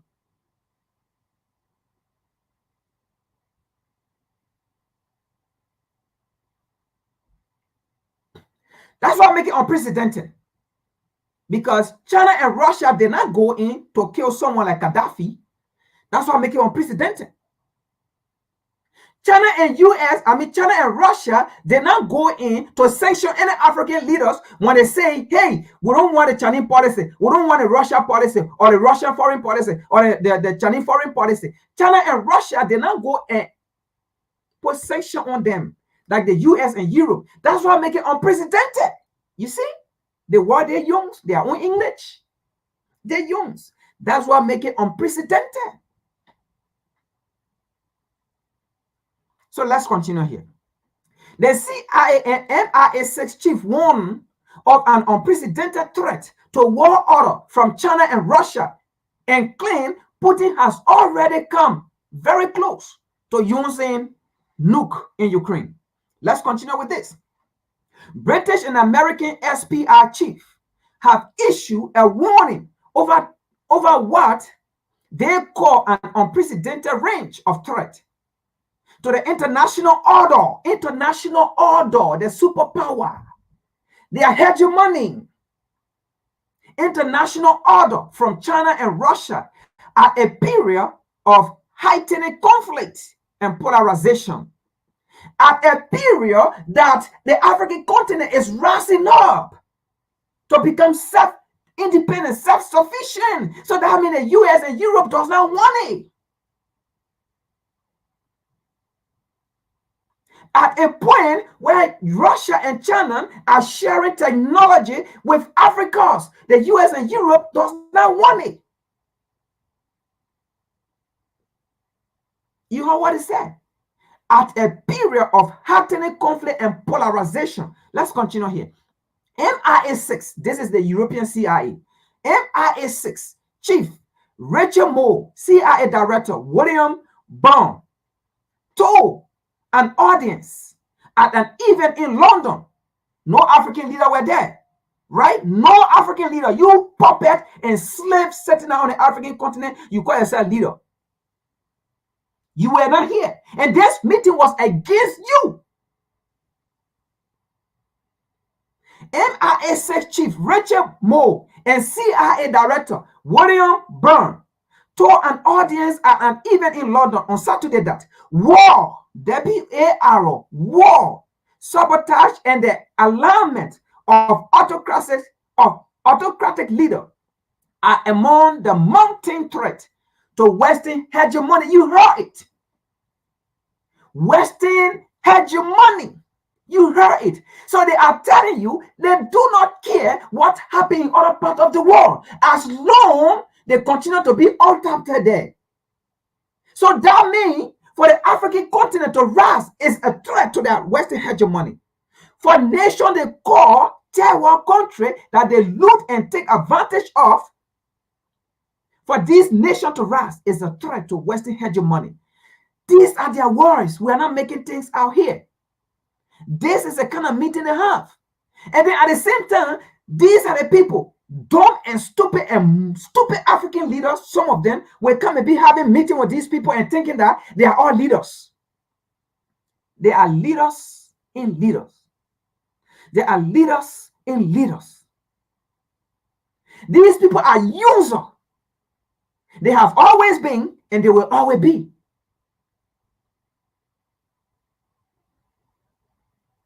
Let's continue here. So they are telling you for Africa to rise is a threat to American hegemony, to European hegemony, to Western hegemony. It's a threat to them. Let's continue here. They cited difficulty in de-escalating the conflict in Ukraine. The elusive goal of the peace in the Middle East and the rise of China in the challenges ahead. You're right. What is China doing that is a threat to the US? Let's be frank here. What is China doing? Using her technology, using her resources to trade with other nations. Is that a threat? Yes. That's why I make it unprecedented, because the US have never used our technology to trade with other nations to gather resources. It's unprecedented. So that means China is supposed to do what the US is doing. Russia is supposed to do what the US is doing. That's why I make it unprecedented, because they have never used their technology. All they have used always is a military proxy war, sanction, and threat of humiliation. That's why I make it unprecedented. And that's what makes it challenging. Let's continue here. Brown 68 revealed that Vladimir Putin cerebral rating very nearly source the use of technical nuclear weapon in Ukraine in late 2022, urging that there was still a genuine risk to the Russian threat despite its difficulty in Ukraine. Now, for those of you knucklehead Africans, you would think this thing is about you. It's not about you. You would think they are talking about you. It's not about you. First of all, these people already said Western hegemony. So when they come and tell you, say, Russia is using this, Russia is this, it's not about you. It's about their hegemony. Let's continue here. The CIA chief also warned of the growing and troubling defense relationship between Russia. Now, listen to this. Between Russia, China, Iran, and North Korea, like we said previously. So, US, Europe, they have seen that this nation, the US will not be able to fight 1, 2, 3, 4. These 4 nations, Russia, China, Iran, and North Korea. You will not be able to fight them because these are nations that have nuke. Russia have it, China have it, Iran have it, North Korea have it. Okay? Now, other nations will join. Turkey. Turkey will join them. Turkey not going to join the US. Turkey not going to join Europe. Even though they're in Europe, they will not join them. Are you getting what is going on here? Let me read this again. So those of you that think this thing is play thing, it's about Africa. If you don't know, and these people have made it clear. The CIA chief also warned of the growing and troubling defense relationship. So now you see what is going on here, Africans. You sit on the African continent and you dividing yourself. People are already grouping, and the United States have seen it. People building their defense mechanism, collaborating with each other in order to win this World War III that is coming. In order to survive this World War III that is coming. So you see how people, even the United States, have recognized it, that people are building their defense relation between Russia, China, Iran, and North Korea, that he said threatening both Ukraine and Western allies. You heard it. Threatening both Ukraine and Western allies in the Middle East. You see it. Their interest in the Middle East will be threatened because Iran is already part of the 3 here, which is Russia, China, and North Korea. And Iran going to push the rest of the Middle East. And Turkey will join them. And as we speak, discussion is already going on right now about this formation. What are African leaders doing?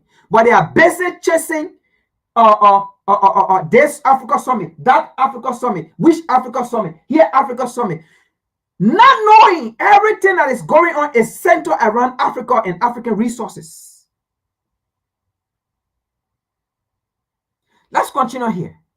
More 61 added that it will be wrong to confuse a third grip on power with stable grip in Russia case, suggesting Russian intelligence have gone a bit far. That means gone far. That means it's ahead of them. It's ahead of US. They're admitting it.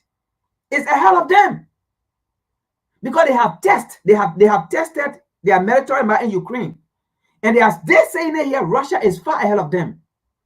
So they are coming back to the table to see how they can regroup themselves. And this is where Liberia coming. I know you just telling me get to the point now about Liberia, right? We will get there. So they are saying Russia is far ahead of them and describing sabotage operation across Europe as reckless as relations solve. So I'm not the one saying it. They are, and this is a meeting the US CIA and the European CIA had discussing this, that even in Europe, they cannot make it with Russia. Okay? And these are the 2 people here. All right? So look here. These are them right here. Rachel Moore, chief of the UK Secret Intelligence. Where are the African Secret Intelligence? These dumb-headed African leaders on the African continent, they call themselves leader. Where are the African Secret Intelligence? This is Europe or UK Secret Intelligence, and this is the saying here, right here. This is Rachel Moore. And the US CIA is not here, but this is Rachel Moore. Now, so you see it, right? All right, so we'll take this out. So you see what they are doing there, and they are planning what to do, right? How they can strengthen themselves, right? We're building a thesis. Hold on. We're building a thesis. We will get there. This is not Russian thing. Because we can sit and rush and give you the information, you will not get it. And we don't want to do that. We want you to get the picture here. All right? So bear with me. We want to get a picture of what's going on here. So the US have to go back to Africa, to Liberia, for the resources, for the mineral. Okay? For the mineral. Because they have seen that the recycled material can't work. So let's see here. We will get there. Just relax.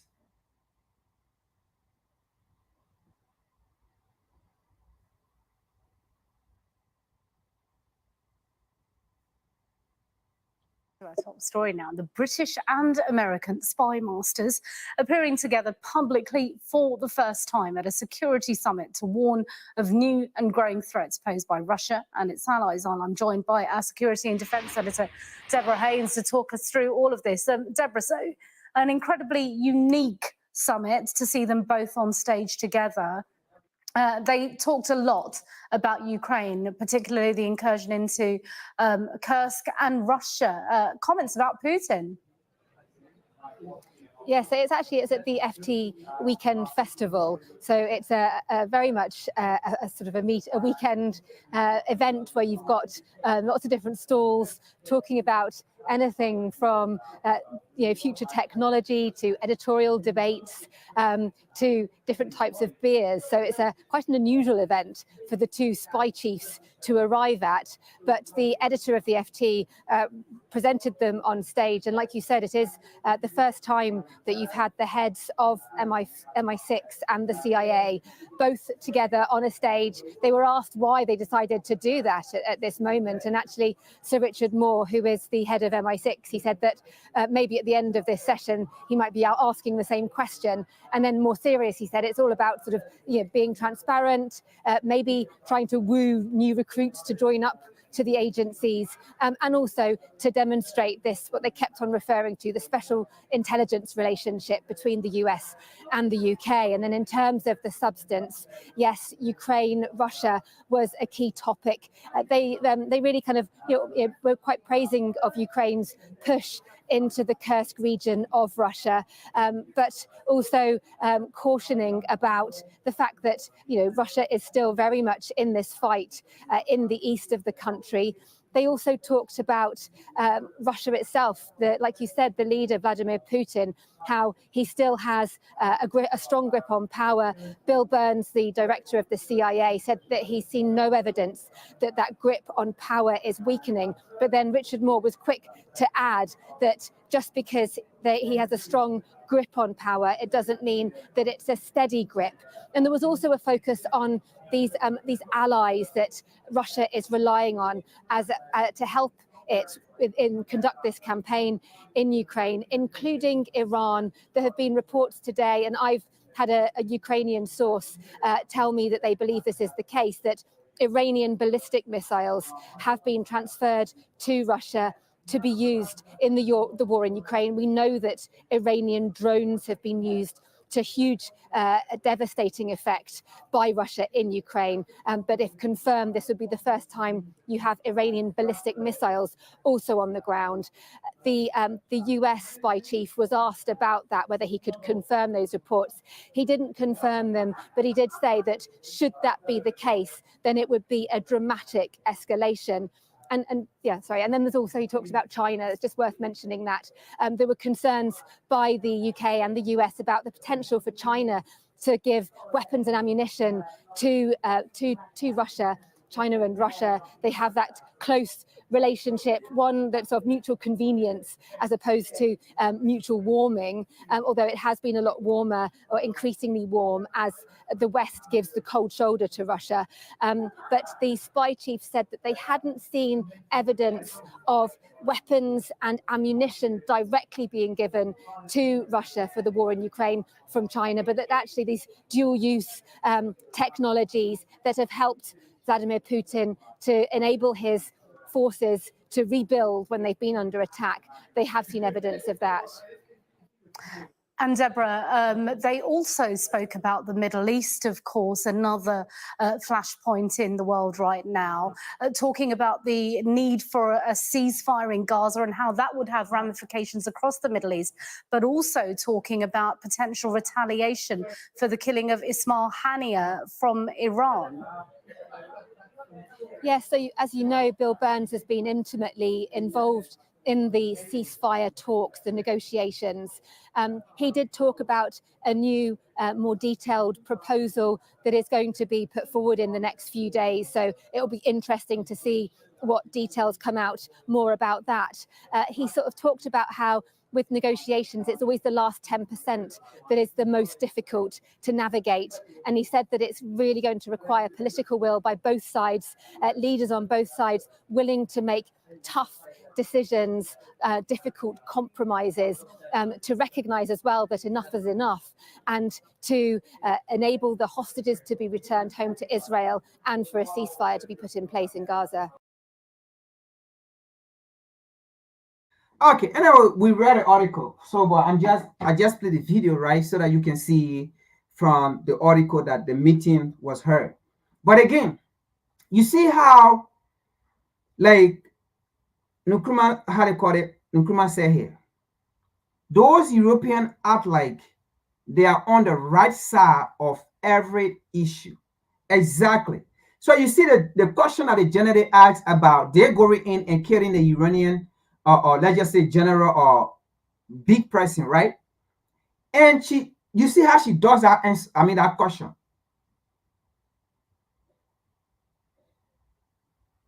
So going in and killing the people leader is a right thing. So they see that as right. So if you do these things, why will people not see you as enemy? Because you created an enemyship with the people. Why would they not see you as enemy? And then if they react, then you get angry. You already went in and proved to yourself that you hate the people. You see them as enemy, or that you are enemy to them. And then if they react, you get angry, you get mad. Why would Iran not support other people? Why would they want to come and support you when you went in and killed their leader they depend on? You went in and killed Gaddafi. Do you think meaningful African, I'm not talking about the dumb and stupid-headed African leaders or Africans.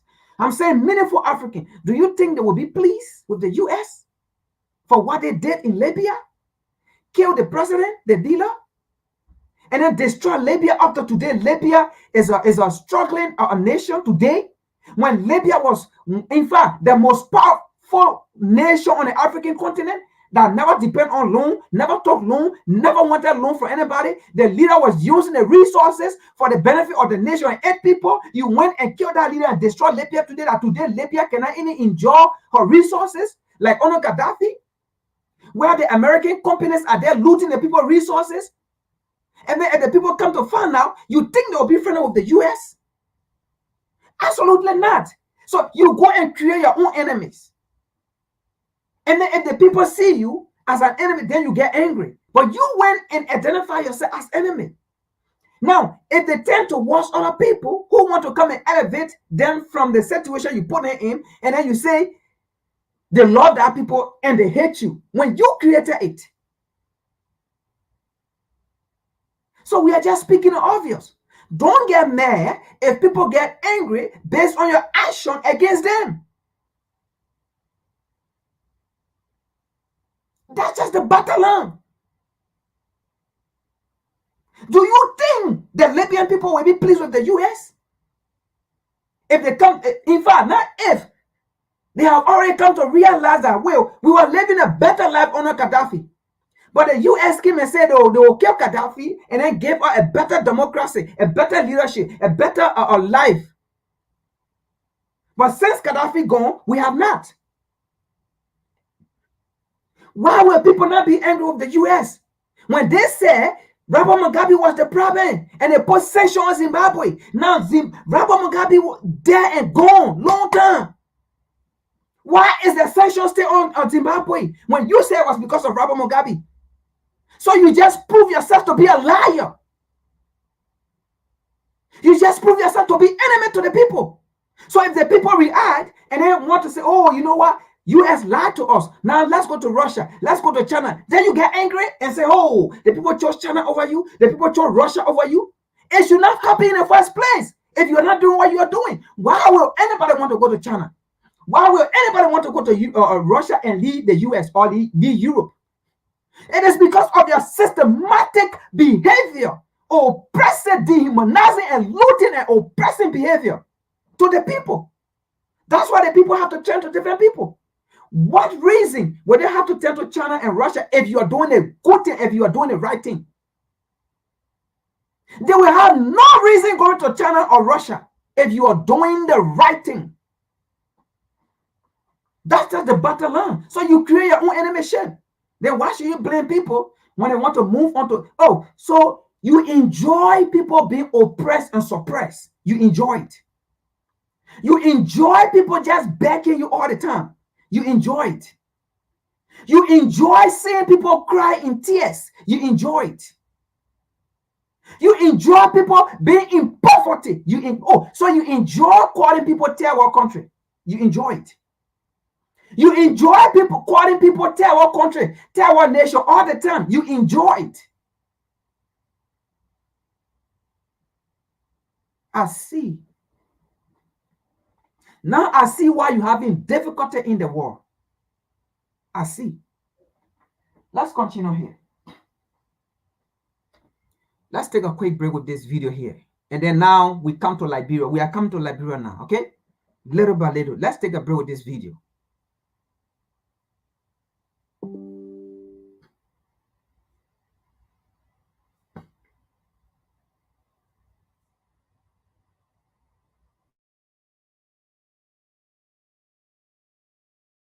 Moral appeal to a country that doesn't have a moral conscience. The question becomes that when white people feel serious and angry and upset about abortion, they come out in the thousands up to the millions to say, this is what we believe about abortion. Where is the white outcry against white racism that murders African people all around this entire globe? It doesn't exist. So who are these white good people? I want to meet them. I want to see them. A few is not enough. But that might be all we can get. No. And guess what? I don't work with all I can get. What I work with is what I have. Listen, you have to have some confidence in the power of African people amongst ourselves to establish a foundation. We have. No, we haven't. We have utter chaos in our cities, and you've got There's to no see black that. institution we You can build? can have a program. I'm not saying we've built a lot of institutions, and those institutions have not been effective. The majority of millions of African youth in this country are dying mentally, dying spiritually, dying emotionally, dying academically. And you may have a program, Mr. Brown may have a program, but what we got to talk about is an American government that tracks millions of African people who don't go to your program, don't go to Brown's program, millions of African people, not only here, but all around the world. And if we are not honest enough to say who are our friends, who are our enemies, to know what a friend is, to know what an enemy is, we will constantly be trying to get into people's parties, to shake our butts with them, to get them to like us. And that's not the question. The question is, what can we build amongst ourselves to secure ourselves from our enemies so that we will be able to survive into the future?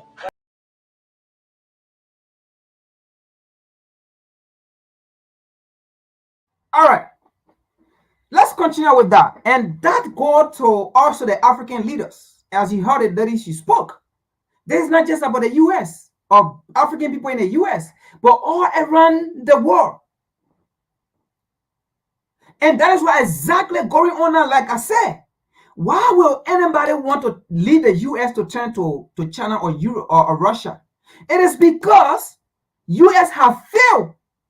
It is because US have taken advantage and exploiting. All the US want to see is to take advantage of people, exploit them, call them shithole, call them insignificant, call them third world country, call them stink, call them poverty.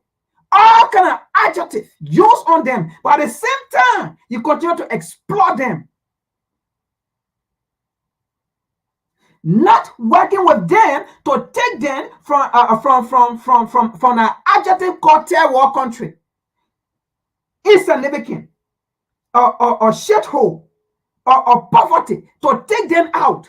But if other nations come to take them from that situation, to work with them, to liberate them from that situation, then you get angry. Where you think should they go? And then you say they hate the U.S. No one hates the U.S. and no one will hate them just because of hate sex. No one play racist idea or anything against the U.S. You do it against other people. You think you are so powerful. You think you are so human than the other people. You think. So if people say, okay, send the U.S. think they are more human than us, then let's go on the other side. Then you get angry, you say, they hate you. They do this. They threaten U.S. They did this. They did it. No. If other people can make business with a third world country and liberate them, and those countries benefit who are making business with the third world country, why can't you do the same thing? China still make business with Africa, and China still superpower. Russia make business with Africa, Russia still superpower. But with the US and Europe, they are telling us when they make business with Africa, they will become third world. They will become, how they call it, shithole. They will become insignificant. That's why they are telling us. That's why they are afraid to share with us what they have, but they want to come and take what we have. And when we say no, then they scare our leader, threaten you with fear, with sanction, threatening you with World Bank, threatening with IMF, useless World Bank and IMF. That is what you do. And until we Africans can realize this and work together as a unit, and you have useless African union, and what do you call a union? Do you know the definition of a union? Useless Africa. Or not Africa, but useless Africa Union or AU or AU.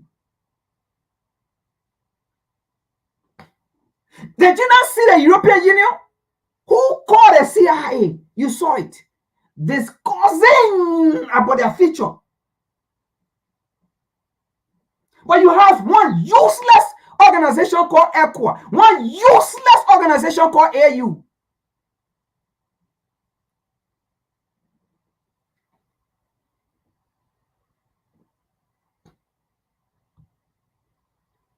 Let's continue here. Let's see the step. Okay.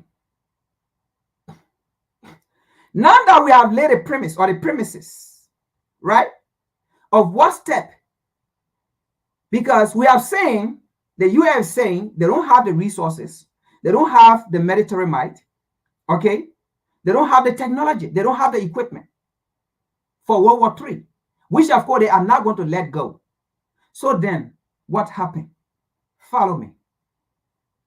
They have gone to the table to prepare. Follow me here.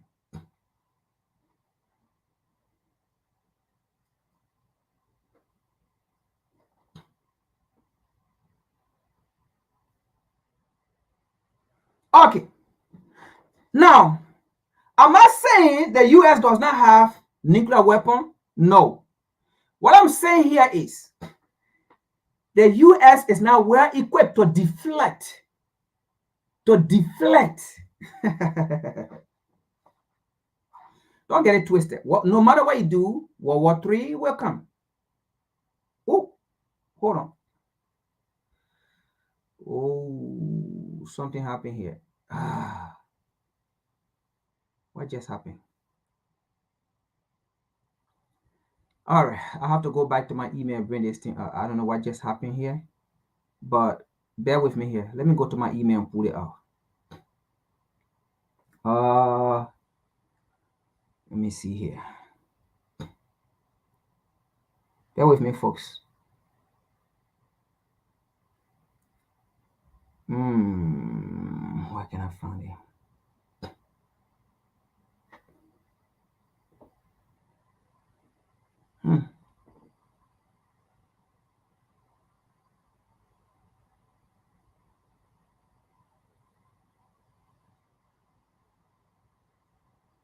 What did I do down there to change?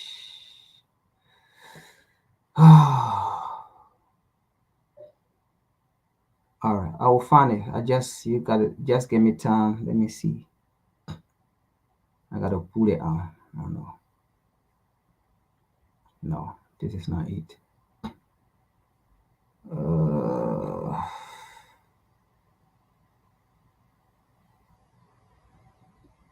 Damn it. Okay. All right. I got it.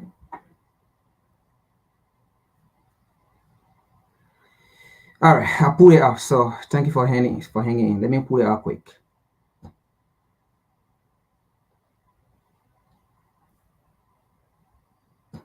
All right. So the U.S. moved forward with reactivation of decade-old nuclear power station. Listen to this. So from the article we read, you saw it when Joe Biden said they don't have the resources, the technology, and whatsoever. And then now you see there are a whole lot of article we read. I don't want to go there, but you saw the premise we already laid, right? Now, what then happened after all those whatsoever, right? You saw from the past, right? Now they have to go back to the table because they do not have an equipment. They are now well equipped to deflect Russian heavy equipment that Russia may stay far off to launch to the U.S. soil. Because the World War III is not that it's going to be fought in just in Ukraine. No. Russia are going to stay in Russia and throw whatsoever they can throw without the U.S. soil. But Russia may have the equipment to deflect whatsoever U.S. may throw to their soil. So, is the U.S. equipped with deflection of Russia equipment if Russia do it? No, because Joe Biden already told us. Then what happened? The U.S. moved forward with reactivation of decades-old nuclear power station in bid to meet surging energy demand. Safety standards have evolved innumerously. Let's continue to this. So this is September 10, 2024. So this is the decades-old nuclear power plant that was shut down, that was closed way back. But now, because of World War III, they went and reopened it. World War III that is coming, they have reopened it. Now, they reopen it. Where are they going to get the resources? Because they need the actual raw material. Because they have found out that recycling a product, okay, to build military equipment, it did not work. Because that's what they used in Ukraine, which is not working. So now they go back here to the old, how they call it, energy plant that have been shut down for years to reopen it. Now, they reopen it, they need a raw material, right? Okay.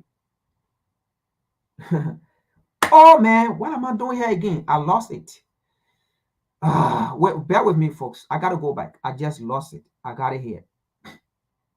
Okay. All right, I keep losing it. This time around, I'm not going to lose it because you already got a point, right?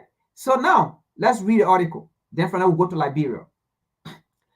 Now, after September 10, look at the date. Look at the date right here. September 10, 2024, right? Look at the date. Now, let's continue here. There's a place here. So let's continue. 2 years after a nuclear power plant in Mexico was decommissioned, the United States government and Great Lakes State have invested nearly $2 billion to bring back this nuclear power plant. Oh, well, African people been fighting for reparation months, years. They can't get it. But just to prepare for war, in less than a day, $2 billion was already invested, have been already invested into this nuclear power plant for war. Let's continue here. The Wall Street Journal reported the news in August detailing how the 53-year-old Palisade is being upgraded and will become the first decommissioning plant to resume operation. Where are they going to get the resources? Bear with me. We come in. The preparation for World War III. Let's continue here. While some remain skeptical of the project, Paris-based independent nuclear consultant Mice Snanger highlighted how nuclear energy has progressed. That means how it have grown, the importance of it, right? Coming World War III has progressed despite common misconception about death or danger associated with nuclear power. Research from the non-profit Our War in Data reveal it is the second safest form of energy behind solar. If today somebody invested a machine that looked like a second generator or generation nuclear item, it would not get a lesson. Schneider told the WS Wall Street Journal safety standards have evolved enormously. Okay, let's take this out. At least you have seen it, right? Now, while we didn't open this, let's get to this. Let me take this out here. After opening this, let's see here. Let's see here, okay? Now, let's come to Liberia. After they finish doing this, they need a raw material, right? Now, let's go to Liberia. Because the nation in the Sahel region will not give them it. So they come to the West Africa. Then they come to West Africa, all right? Anyway, West Africa is where actually the mineral resources are when it comes to the uranium and all of those things. It's in West Africa, all right? So Liberia is one of them, all right? So now let's see here. Let's see here. Now, this is a Daily Observer. This is Liberia, right? A newspaper in Liberia. So you see, the article we just read, right, was September 10. This is September 15. All right. So that's the time this observer wrote, this newspaper wrote, right? But look right here. September 11, September 10, the nuclear power plant, okay, was officially talked about and where 2 billion, okay, have been going into, right? Then the 10, that was the 10. Then the 11 right here, 11, September 11. Did you see this, right? Now look here. HPX complete acquisition of St. John River iron ore lesson in Liberia and received approval from the government. From the government of the Republic of Liberia, from Joseph Boakai. By the way, this is one reason the United States government supported the removal propagandally, in propaganda, to remove President Weah and put Boakai in and supported Boakai at that time, the opposition. So you see what's going on here, right? So they're already saying that they can't fight World War III. They will not win World War III if they don't bail out themselves, right? Now, see here. After they when they got a nuclear power plant now, then they know they already have a puppet government. They will get the iron ore, the mineral. Okay? They will get the uranium, right? Be with me here. Now, you may ask yourself, HPX, who are they? Who own them? Where are they coming from? Look right here. By the way, HPX just means high power exploration, right? So as you see, a high power exploration. So let's continue here. SPX complete acquisition of St. John River iron ore lesson in Liberia and received approval from the government, from Boakai. Let's continue here. A slave government, right? Obedient, yeah, very obedient government. Yes, sir. US. Oh, Lord, have mercy on Africa. Let's continue here. St. John River lesson previously by BHP. St. John River lesson previously by BHP and cover combined area of almost 250 kilometers adjacent the existing Yekepa Buchanan Rail Corridor. Let's continue here. This acquisition marks a significant milestone in increasing the HPX operation from footprint in Liberia into Liberia. Historical mapping work by USGS, United States GPS, something like that, right? Now, demonstrates significant showing of banded iron ore formation with potential to hold 650 million tons. Listen to this, 650 million tons of iron ore, up to 58% Fahrenheit. Hey, Africa, poor continent. Hey, Liberia, poor nation, rich but poor. Poor in management, poor in leadership, high in corruption, poor in management, poor in leadership, rich as a nation, high in corruption.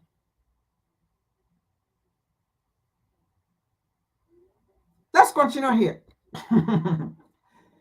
Meeting continue with the Liberian Inter-Ministerial Concession Committee to finalize access for the American company to have access to the Liberian land. A concession agreement for transport of Nima iron ore, for the transport of the raw material to where? To this new nuclear power plant that just got open to prepare for WW3. To take the iron ore and the uranium, because it's not just iron ore you're going to take out. There are a lot of mineral resources you're going to take out. Now, let me make this clear. Am I against the United States building a nuclear mine? Absolutely not. What I'm against here is they're exploiting the African resources or the Liberian resources through the failed leadership of Joseph Boakai, through corruption, while the Liberian people suffer. That's what I'm against here. At the end of the day, I'm not going to blame the American company or the American people. It is the leadership of Liberia. I don't care what America can build a power plant on diesel. That's not my business. What am I here against is the exploitation of the Liberian people, the Liberian resources, and the bad leadership, and the high corruption. That's what I'm against, and that's what made me to do this research to talk about this.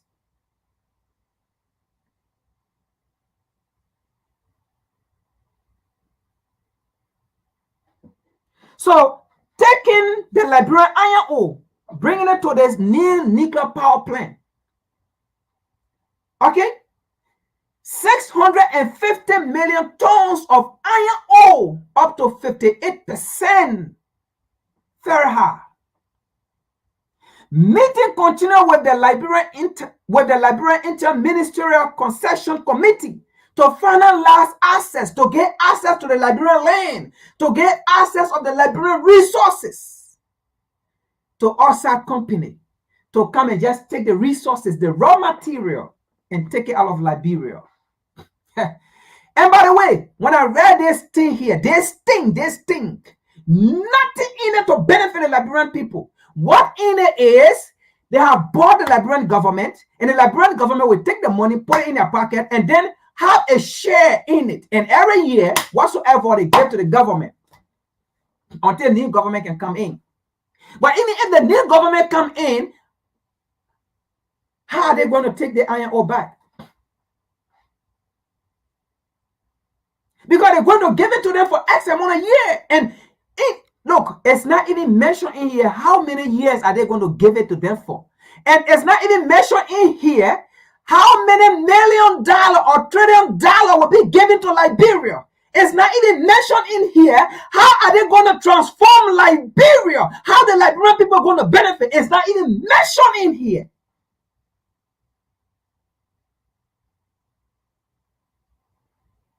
All the mention in here is how this company have lesson. Who cares if the company have lesson? Who cares?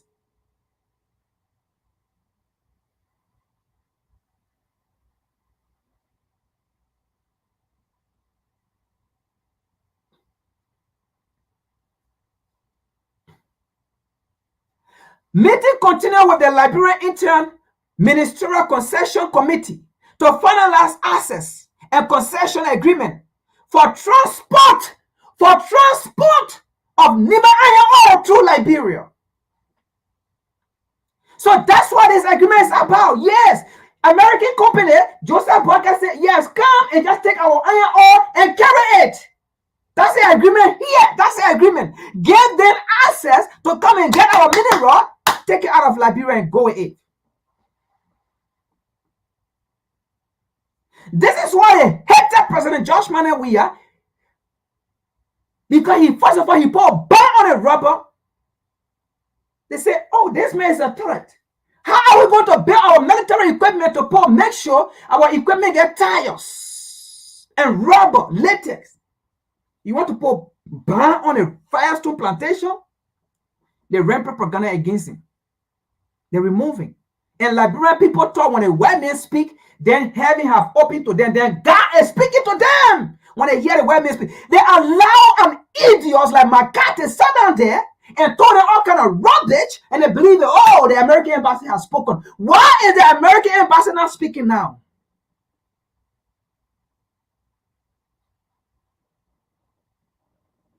With all what you are going through, Joseph Barker came in 9 months, now going to 10 months. What have you gotten? Why are they not speaking of rice prices, gas prices, of things that are going on in the country? Why are they not speaking? Opposition political party have been threatening. Why is the United States Treasury Department, Gina Yelling, another idiot? Why is she not putting sanction on key official government of Joseph Iman Barker to say you are not giving opposition chance to practice, when they wrote a rubbish and put it on their website called the United States Department of Treasury, and then they said Josh Weah was not giving opportunity to opposition to be part of government whatsoever. What is going on currently? Why is Gina Yelling not putting another rubbish on the internet, on her website?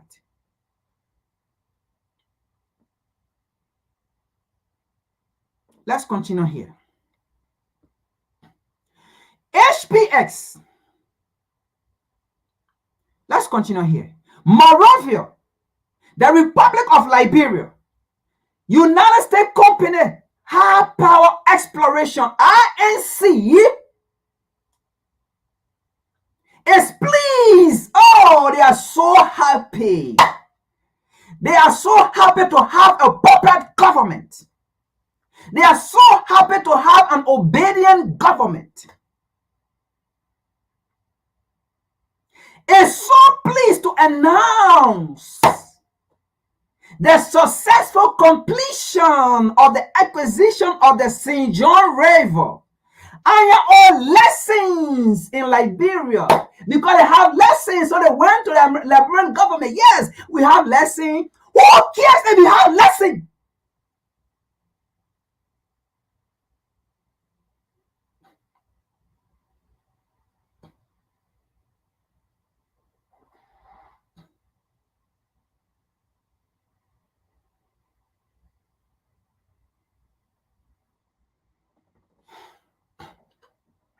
The Republic of Liberia, the U.S. company High Power Exploration, HPX, is pleased to announce the successful completion of the acquisition of the St. John River iron ore lesson in Liberia, marking a significant milestone in increasing the company operating footprint in Liberia.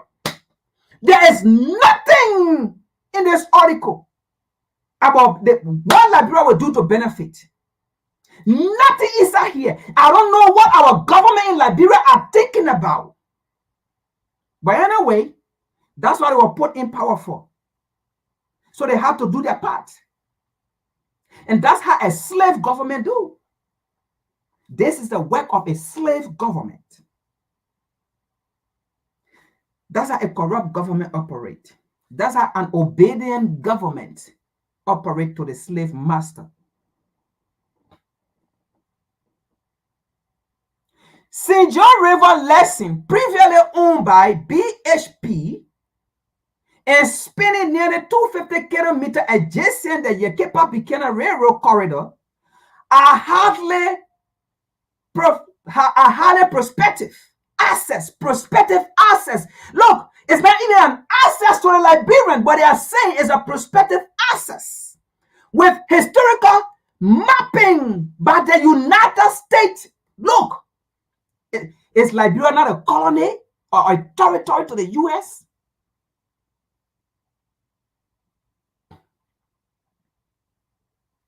Prospective access with historical mapping by the United States Geological Survey, indicating potential resources over 650 million tons of iron ore with grade up to 58% very high. How can we have such resources? And Liberia is damn poor. We are among the 9 or the 8 poorest country in the world. How? Liberian leader, how? Why will you even agree to such a thing? There is nothing in this nonsense on this website I'm reading here for the benefit of Liberian and Liberia as a whole. Why are you always acting like a slave? Even though Liberia was founded on a slave mentality or slave principle. That's how it was created for anyway. But how long are we continuing to be on a slave path?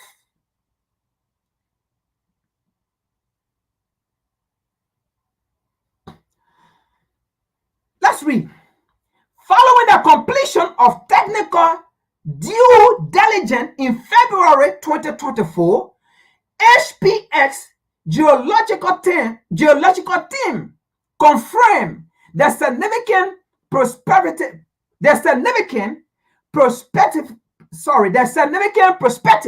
of the lesson, including the observation of hermetic banded iron ore formation. HPX received approval of the Ministry of Mine and Energy of Liberia on August 6, 2024 for the change of the effective control of the Liberian Incorporated Company, Atlantic Iron Ore Limited, which hold the St. John River lesson.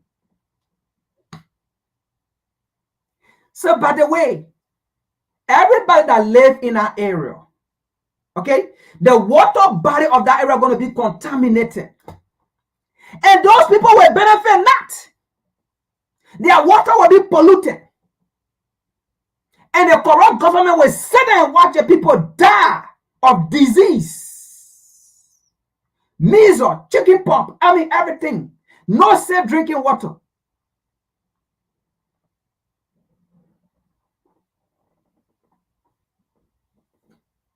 This approval marked a crucial, it is crucial because you need it for your power plant, your nuclear power plant to prepare for World War III.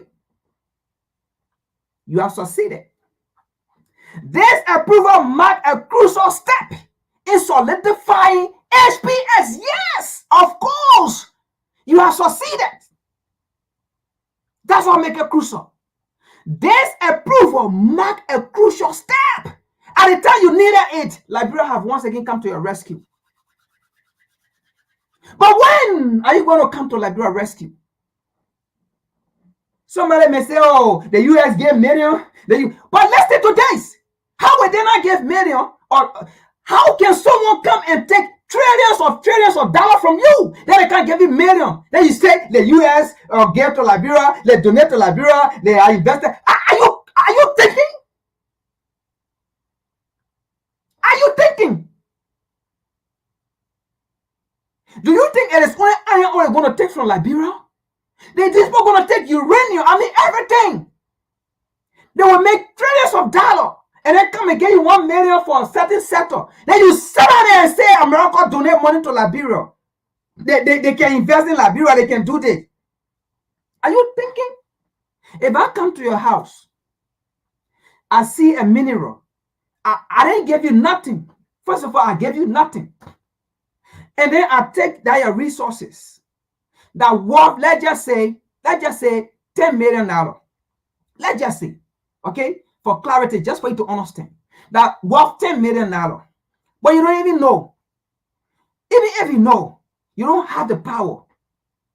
And the reality is, I can even empower you for you to know.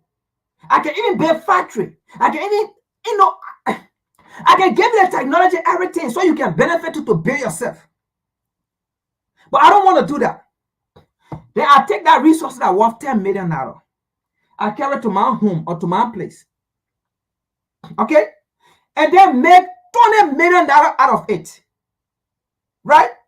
Then I take $1 million, I can't give it to you. Am I helping you? Or am I exploiting you? No, answer me. Am I helping you or am I exploiting you? Just go to some of you Liberians who let us know when people speak and say, hey, you talking, do you know how many America can spend this economy? Do you know how many America can spend our budget? Do you know how America can spend? Do you know how many $1 trillion America has stolen from Liberia when it comes to the rubber suit plantation? Do you know how many trillions of dollars America have taken from when it comes to the iron ore when they've been there before? That nuclear power plant they closed down. Don't you know that they power iron ore going first before? Do you know how many $1 trillion they have taken from there? And that's the same money they take, they can't give you sumo. And you say the people they invest in the sector, in there, they get money there, they get money there. Are you thinking? It's like France taking $500 billion from these African nations every year in taxes. Then they take 1 billion. Okay? They take 1 billion. Then they come, they divide it million to the 14 Francophone nation. Then you call that France is doing good to these nations when France just took $500 billion. Come on now. You call that France is doing good. You call that good France? Are you thinking? Look, Liberia, let us, I beg, let us raise our level of critical consciousness. No! Let us raise our level of critical consciousness. At least, let us start thinking out of the box. It is not a wrong thing to raise your level of consciousness.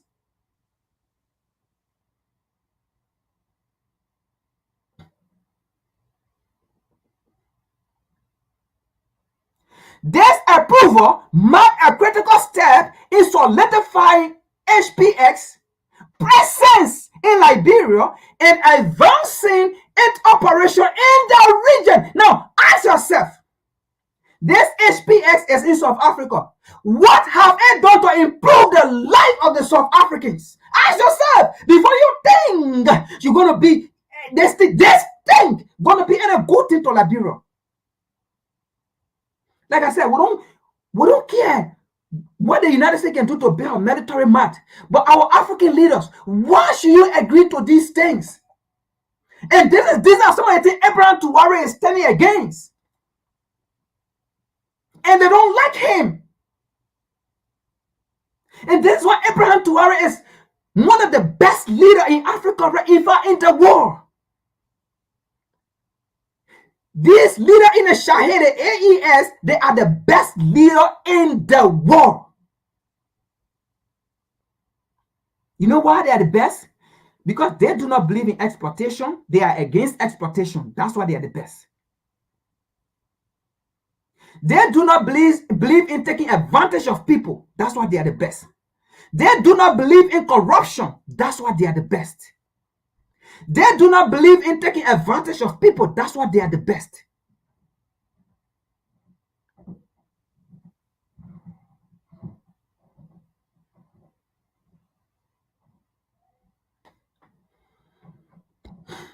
So I'm going to take it out because of time, but you get what we're saying here. This article here, absolutely, there is nothing. Look, let's see here. HPX has also made an offer. You see, look, this was not even an agreement. This is not an agreement because an agreement is not an offer. I'm telling you, man. An offer is, look, Liberia, you take this, you don't like it, we will do this to you. First of all, we put you in power. We run propaganda against the former government. We make sure he remove. We make sure Liberian people hated him. We make sure we lie. And Liberian people bought it. They remove him. So, and now you're there, we're going to give you an offer. That's what offer is. Offer is you have no choice. We offer it to you. You have no choice. You like it, you take it. You don't like it, that's your business. But we will take it what we want. HPS has also made an offer of financial support to the establishment and initial operation of the National Railroad. Now, this National Railroad, you see how dumb and stupid our leaders are? This same company will use that same money they gave to this so-called corrupt leader. They will use that same money and their railroad to transport the mineral to the port for shipment. So that's the only thing they're going to. So you see the development. Do you see the development they're going to do here? Use that same money to build a railroad that they will use to transport the raw material. And this is how from colonial time these people have been operating.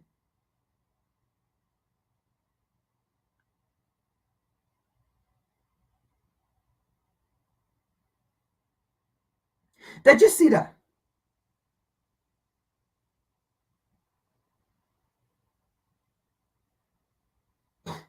Now, see what I did here. Complete colonial mentality. You know what I did in 1926 with the Firestone? When Harvey Firestone started in America here and wrote a memo of how many acres of land he want in Liberia and how many he going to pay for the land. Harvey Firestone sat in America and did it. That's the same thing the so-called HPX sat down in America here with the support of Washington, D.C. That's how Harvey Firestone did it in 1926 with the support of Washington, D.C. went in Liberia and threatening the slave that was there, the rebellious slave. And some of them that disagree with Harvey Firestone, the American government chased them out. Some of them ran to Sierra Leone. Some of them went to Ethiopia. Those that disagree and say, no, you treated me in America as a slave. You took advantage of me. And here in my home, on my land, you will not come and dictate to me again as a slave. The U.S. ran them out. It is the same way the HPX did it. Listen to this. As a U.S. company, HPX has actively, listen to this, has actively supported dialogue, not with the Liberian government, though. Listen to this nonsense. Actively, right, supported dialogue with senior executive White House and State Department official in Washington, D.C. for the proposed Liberia-Guinea multi-user infrastructure corridor that has the potential to transform the mineral-rich Nimba and Lola. Nimba in Sanekule, or Nimba in Nimba County, and then Lola, that is Guinea. Because these are the two nations that share that iron ore area. Okay? Do you see here? They go to Washington, D.C. Okay, Mr. Biden, Congress, y'all say y'all need the nuclear power plant, right? Y'all need nuclear arsenal to prepare for World War III. Now you guys got to support us then, because we are going to this country who have the raw material. You guys got to come, or you guys got to threaten them in order to sit down there. That's how they operate. That's how they operate. So there's nothing in here. So you see, that's the end of the article. There's nothing in here that talk about how they're going to transform Liberia. The only thing they put here is the railroad that they're going to build. And that particular railroad will be used to transport the mineral to the port. Colonial mentality. Colonial mentality. This is how the U.S. have succeeded in Liberia to prepare for World War III. Now, am I wrong after seeing this? Or is clear?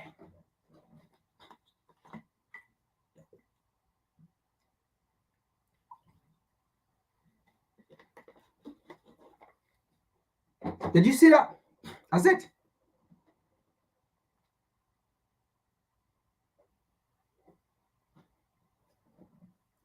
That's it right there.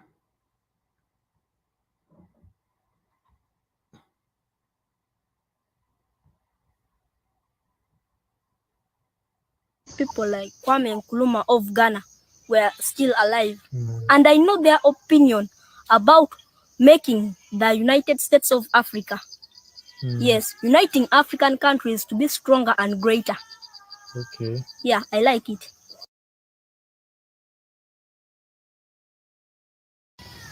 I wish great people like Kwame Nkrumah of Ghana were still alive. And I know their opinion about making the United States of Africa. Yes, uniting African countries to be stronger and greater. Okay. Yeah, I like it.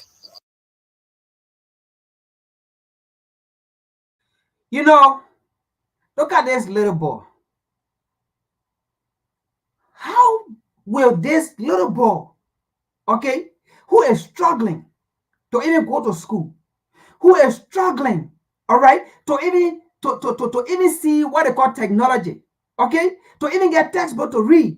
How did this little boy know about Nkrumah, know about his plan for Africa, know about what he stood for, what he fought for? How this little boy know about that? How this little boy have a sense of reasoning about the only way Africa can move is to unite the African continent? Why would he know about it? A boy that is struggling does not have information or access to the information. How does he know this? But African leaders don't know this. I can make this little boy an African leader. I'm telling you, Africa will do better. This little boy can be right now his age, his intelligence, right? This boy, that little boy can be an African leader and he will do better than most African leaders on our African continent. Why would this boy think like that? Look at this boy.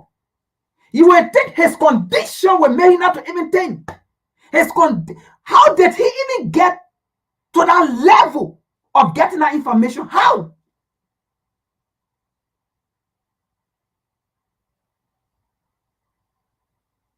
How would this little boy know that the only way Africa will survive is to unite? Look at the tone of his voice. I wish Nkrumah could be alive, that he's speaking. I wish this African leader can think like Nkrumah. That little boy is begging African leader that, look, I have future, and my future depends on you. My future is in your hand, just like many other.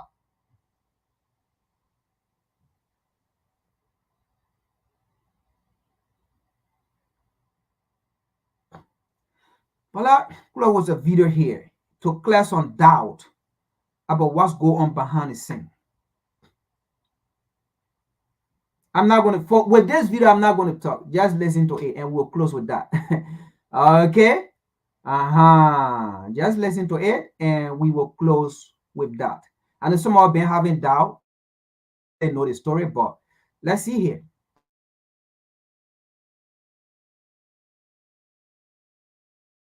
course, we've been told about that day was an orchestrated lie. Every day this week, we're going to have an in-depth interview here on the show on a different part of the 9/11 cover-up. And today we're kicking it off with Ted Walter.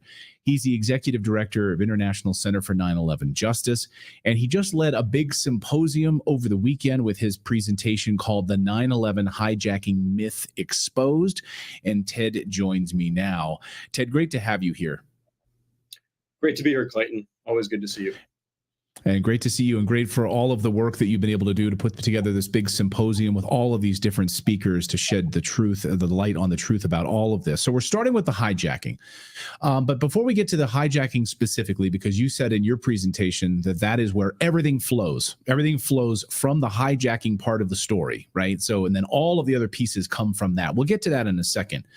But first, for someone who's totally believes the narrative of 9/11, who's never been exposed to all of the pieces of truth that you've exposed over the years, can you sort of just give us an umbrella understanding of what are some of the main big lies told on that day?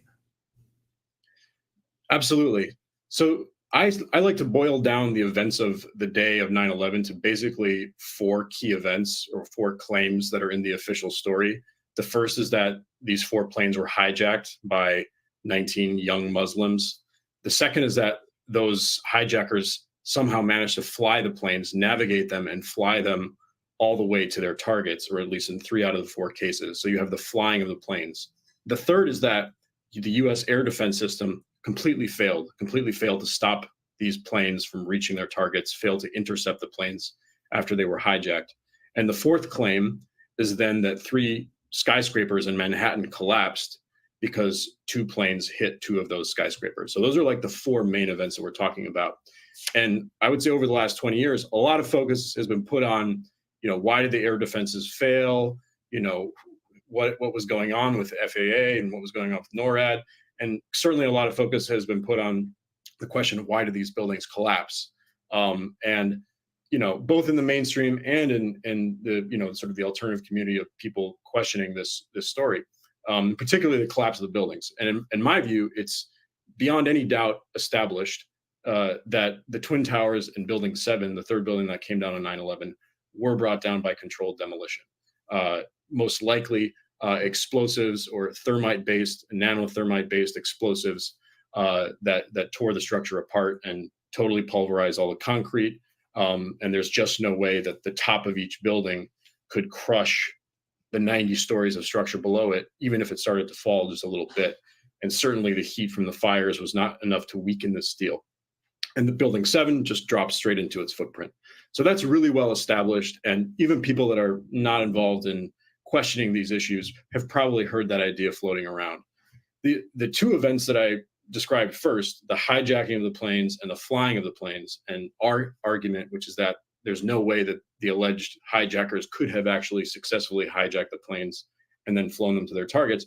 It's less talked about. It's just kind of assumed that just happened, right? So as an organization, the International Center for 9/11 Justice has decided to put a lot of focus on those first 3 steps of the story because we feel like the demolition of the buildings is already really well established.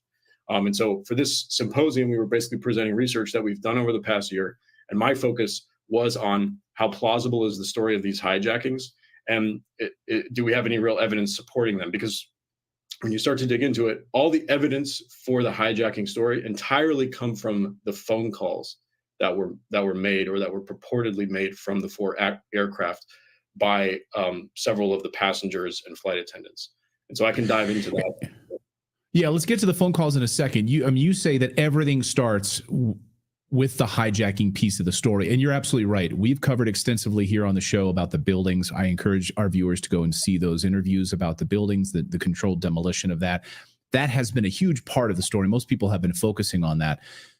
But you're right. I think the hijacking piece of it is arguably more important because that is the theatrics that were used that day to get us all scared, right? That's changed air travel forever, and we have to take off our shoes. We go through massive screening processes now as a result of all of this, right? The total control and scanning of our faces using biometric data, all of these things stem from the idea that these planes were hijacked. So let's get there first. You believe that, first of all, these planes were not hijacked. They were controlled. So talk about that, and then I want to play some of the audio clips. You can toss to them, play them however you want, because and tell us what we're hearing. Yeah, so I think, first of all, there's the plausibility question. Is it plausible that hijackers could really hijack all these planes? And when you look through history, there's only a handful of cases where hijackers have actually tried to remove pilots from the aircraft. And in all these from the controls of the aircraft.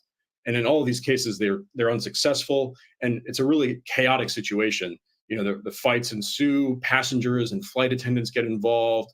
Sometimes the pilots do manage to contact air traffic control, and it's a messy, chaotic, scary situation that usually results in the hijackers not actually getting control of the planes. And on top of that, we know that these hijackers, these alleged hijackers, the so-called muscle hijackers, were all quite small. They're all under the height of 5'7" or 5'8". They all weigh, under 135 pounds or so. And then we have these pilots on the plane who are all 6 out of 8 of the pilots are military trained. We flew in the Air Force and the Marines, et cetera. And then you've got a lot of people on the plane who are also really strong or well trained. What happens in these types of situations is that the passengers tend to get involved in stopping the hijacking from happening. So none of that happened. None of that actually happened in these 4 alleged hijacking incidents. It was almost a seamless event. The situation on these planes was suddenly they were just hijacked. There was no indications externally that the plane was hijacked. The one plane where there was some purported indication of a hijacking was Flight 93, where at 9:28 a.m. In the morning, there were 2 radio transmissions that came from the cockpit that purported to convey the sounds of a struggle going on in the cockpit. And in both of those transmissions, the pilot said, "Mayday, Mayday." And so I offered those for you to play for your audience. Yeah, let's listen to them right now. We'll just put them in back direct St. Louis, and they can put in whatever they want, just so we can ban them off back. Marine. That's American 1060.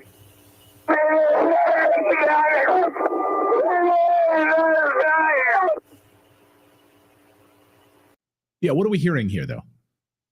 Yeah, so first of all, it's very odd that in both of these transmissions, the pilot says "Mayday, Mayday," and doesn't give any more specific information like there's a hijacking or somebody's trying to pull me out of the cockpit or anything. It just says "Mayday, Mayday," right? And if you really listen closely to the second one, and maybe you want to play that one again to get a really close listen, you hear the exact same set of words and sounds in the same rhythm repeat twice. It just like "Mayday." Sounds like a loop.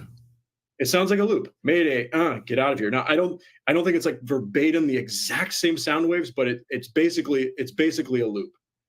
Let's listen to that one again. Yeah, let's listen to that one again. That's American 1060.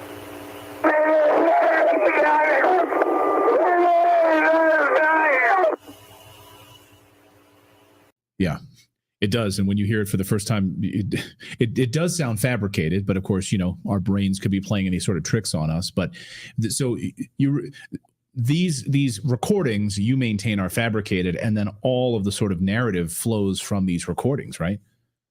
Right. So I wouldn't hang my hat right now and say 100% these are fabricated, although I strongly suspect it. But the even more important thing about these transmissions is that the official story has now committed itself to there being about a minute long or more violent struggle in or near the cockpit of the airplane, like very loud, pilots screaming for their lives, trying to get the hijackers away, etc. And so everybody on Flight 93, which was a Boeing 757-200, it's a jet, but it's not a terribly large plane. And a lot of the people who ended up making phone calls were sitting in first class or sitting near the front of the cabin of coach class, like would have heard or what was going on. Like there's just no way that would have just stayed contained in the cockpit, right?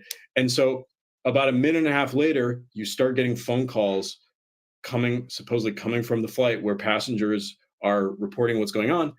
And lo and behold, and this is for all 4 planes, not just Flight 93, but Flight 93 is the most obvious because we have these radio transmissions. Nobody reports the actual cockpit entry, how the hijackers got into the cockpit. Nobody reports how the hijackers defeated the pilots physically. Nobody reports where the pilots are now, what happened to them. There's only 2 very vague references to what happened to the pilots across the 4 flights of all the calls. And we're talking about 28 phone calls made by about 19 passengers and flight attendants across the 4 flights, most of them on Flight 93, 12 of them on Flight 93. So that gives us the biggest window into this sort of false story. And as you go on, these phone calls are made over the next sort of 20 to 30 minutes, and none of them are consistent. And the biggest one that stands out is the biggest few that stand out are passengers reporting the cockpit invasion happening at that time when they're on the phone. So they're like, so it would be like 15 minutes later, and you have a passenger, Jeremy Glick or Todd Beamer, reporting to the person that they're talking to, yeah, they're getting ready to hijack the plane right now. Okay, yeah, they're going into the cockpit right now, and they're taking the pilots out or whatever. So Todd Beamer, the famous passenger, because he's reported to have said, "Let's roll," when the passengers on Flight 93 supposedly try to take back the plane. He's the one who said, like, oh, they're entering the cockpit now. And the person who reported that was very specific that she was on the phone with him for 7 minutes before he reported that. So you've got this story that's coming from the calls that just doesn't add up with the idea that the flight was actually taken over at 9:28 and started to change its course. You've also got, I could go on and on, but you've got totally inconsistent reports, contradictory reports of the violence that's taking place on the planes. So one person describes a passenger being stabbed and killed, and he's sitting next to all these other people, none of whom talk about a passenger being stabbed and killed. They're talking about completely different things. So all of these calls, and I think people have rightly been skeptical of the calls for years, and a small handful of researchers have really delved into them. But we're really trying to bring this out into light now and say, none of these calls make what they're actually reporting these calls. Put aside the technology question, how are the calls were made? What is reported in the calls makes no sense, does not add up whatsoever with the official story. You also have, to switch to Flight 11, you've got a totally crazy, unrealistic situation described on the plane, where supposedly there has been 2 stabbings of flight attendants and a person stabbed in the neck and who's bleeding out and basically dying. And there's been mace released on the plane. All the passengers in first class and business class have come back to coach because there's mace in the front of the plane. And yet, supposedly, according to flight attendant Betty Ong, none of the passengers in coach know that there is a hijacking going on in the plane. They're supposedly under the impression that there's just a medical emergency. Well, if all of these passengers in first class and coach actually saw this violence happen and they saw the cockpit be invaded, they would start telling the people around them, right? So how is that? And to one last piece of it to tell you is, then Betty Ong talks about her flight attendant colleagues trying to get into the cockpit. And there's the idea that you get is that there's nobody in first class or business class, no hijackers trying to stop them. So essentially, where are the pilots and where are the hijackers? Are they all just locked in the cockpit together? You've got 5 hijackers and 2 pilots in the cockpit together. It becomes cartoonish, right? So nothing adds up when you really start to delve into what is being reported in these phone calls. And I think the kicker for a lot of people is that the majority of the people who made these phone calls were reported by their loved ones or by the people that spoke to them from the ground have been extremely calm when they were on the phone. Like they were not actually involved in an emergency situation. Just extraordinarily, some of the terms used, shockingly calm, extraordinarily calm, and to the point where some of the people that received the calls didn't believe that the person was actually in a real hijacking, at least initially. So. It's unbelievable, that part of the story. Then, of course, we have, which we're going to dive more deeply into here in just a short while, with a special report that we have on the remote controlling of the aircraft. So if you understand that sort of narrative that's being pushed out here, then you understand how the evidence seems to support that these aircraft were remotely controlled. Because as you point out, you're having a struggle. You're fighting with people, and you're also descending at 10,000 feet per second or per minute, and doing a controlled turn into a tower with very little flight experience at all. Like you're literally, these guys are like the worst pilots in the world. They have 0 to almost negative flight experience. They're so bad. And they're pulling off maneuvers that not even Maverick could pull off in Top Gun, right? So that part of the story it's laughable once you start diving into it, right?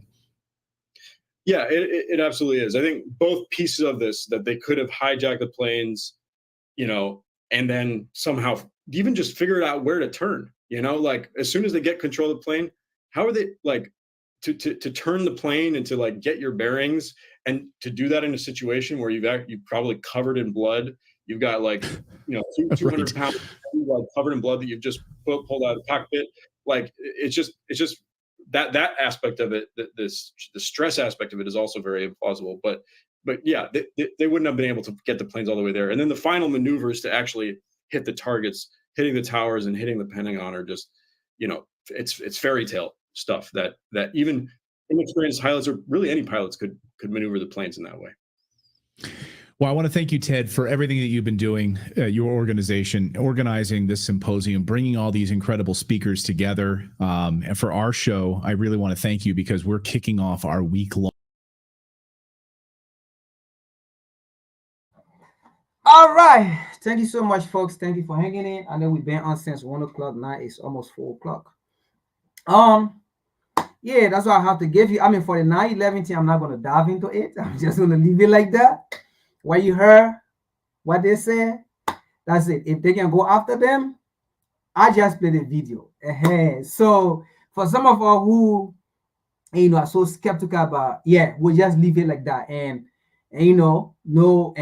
So, but again, what we have to present, U.S. plan for World War III have succeeded in Liberia. As you have seen, all the evidences that we brought leading to the creation of the nuclear plant, leading to having access to the iron ore, and that they will also have the uranium, in Liberia in order to carry to the new nuclear plant that you just have. And what you heard, even Joe Biden saying they don't have the resources, the equipment to prepare for World War III. And you saw the MI6 and the CIA met in UK, London, to discuss about new information, to discuss about what they should do. And that also led to the creation of the nuclear plant and also whatsoever and thing. So as you can see, that's how Liberia have, helped or assisted with the United States. Not, to go and fight the war and thing, but at the end of the day, the resources, the technology, the raw material. Because West Africa is where the raw material are. West Africa, that's where the raw material are. Okay, so we'll keep our eyes open for very information. Our eyes going to be open to Liberia on this situation. Hey, this is WCC, all right? We are not here to pick and choose, all right? Not because I'm from Liberia, specifically, the colonial terms, Liberia, right? And then if I see the truth, I'll be like, oh, no, I'm from Liberia.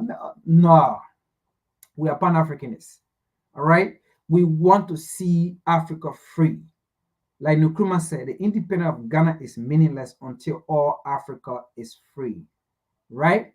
That's our stand, and that's our thought, and that's our agenda, all right? Other than that, that's what we have to present. We are here to expose, to bring out the truth. Again, like I said, most Liberians will not take this. They wouldn't trust me. I would like to go to the comment section later and see why they're going to put that. But I posted this in a group chat, right? So, I already received a comment. Trust me. Yeah, I posted this in a group chat and in a Liberian group chat. I have already received some comment that I'm ignorant. Yeah, that's how it is. That's how it is. You'll never have everybody to agree to you, But again, those that will not agree to such things, those are the people that don't have, that have limited knowledge to the happening. So I just leave it, I just laugh when I saw it. But other than that, we will not be here on Sunday because I'm traveling within the US. So I will see you, even Saturday I may not be here. So I'm traveling Friday and then be back Monday. So I will see you the following Saturday and Sunday. Peace.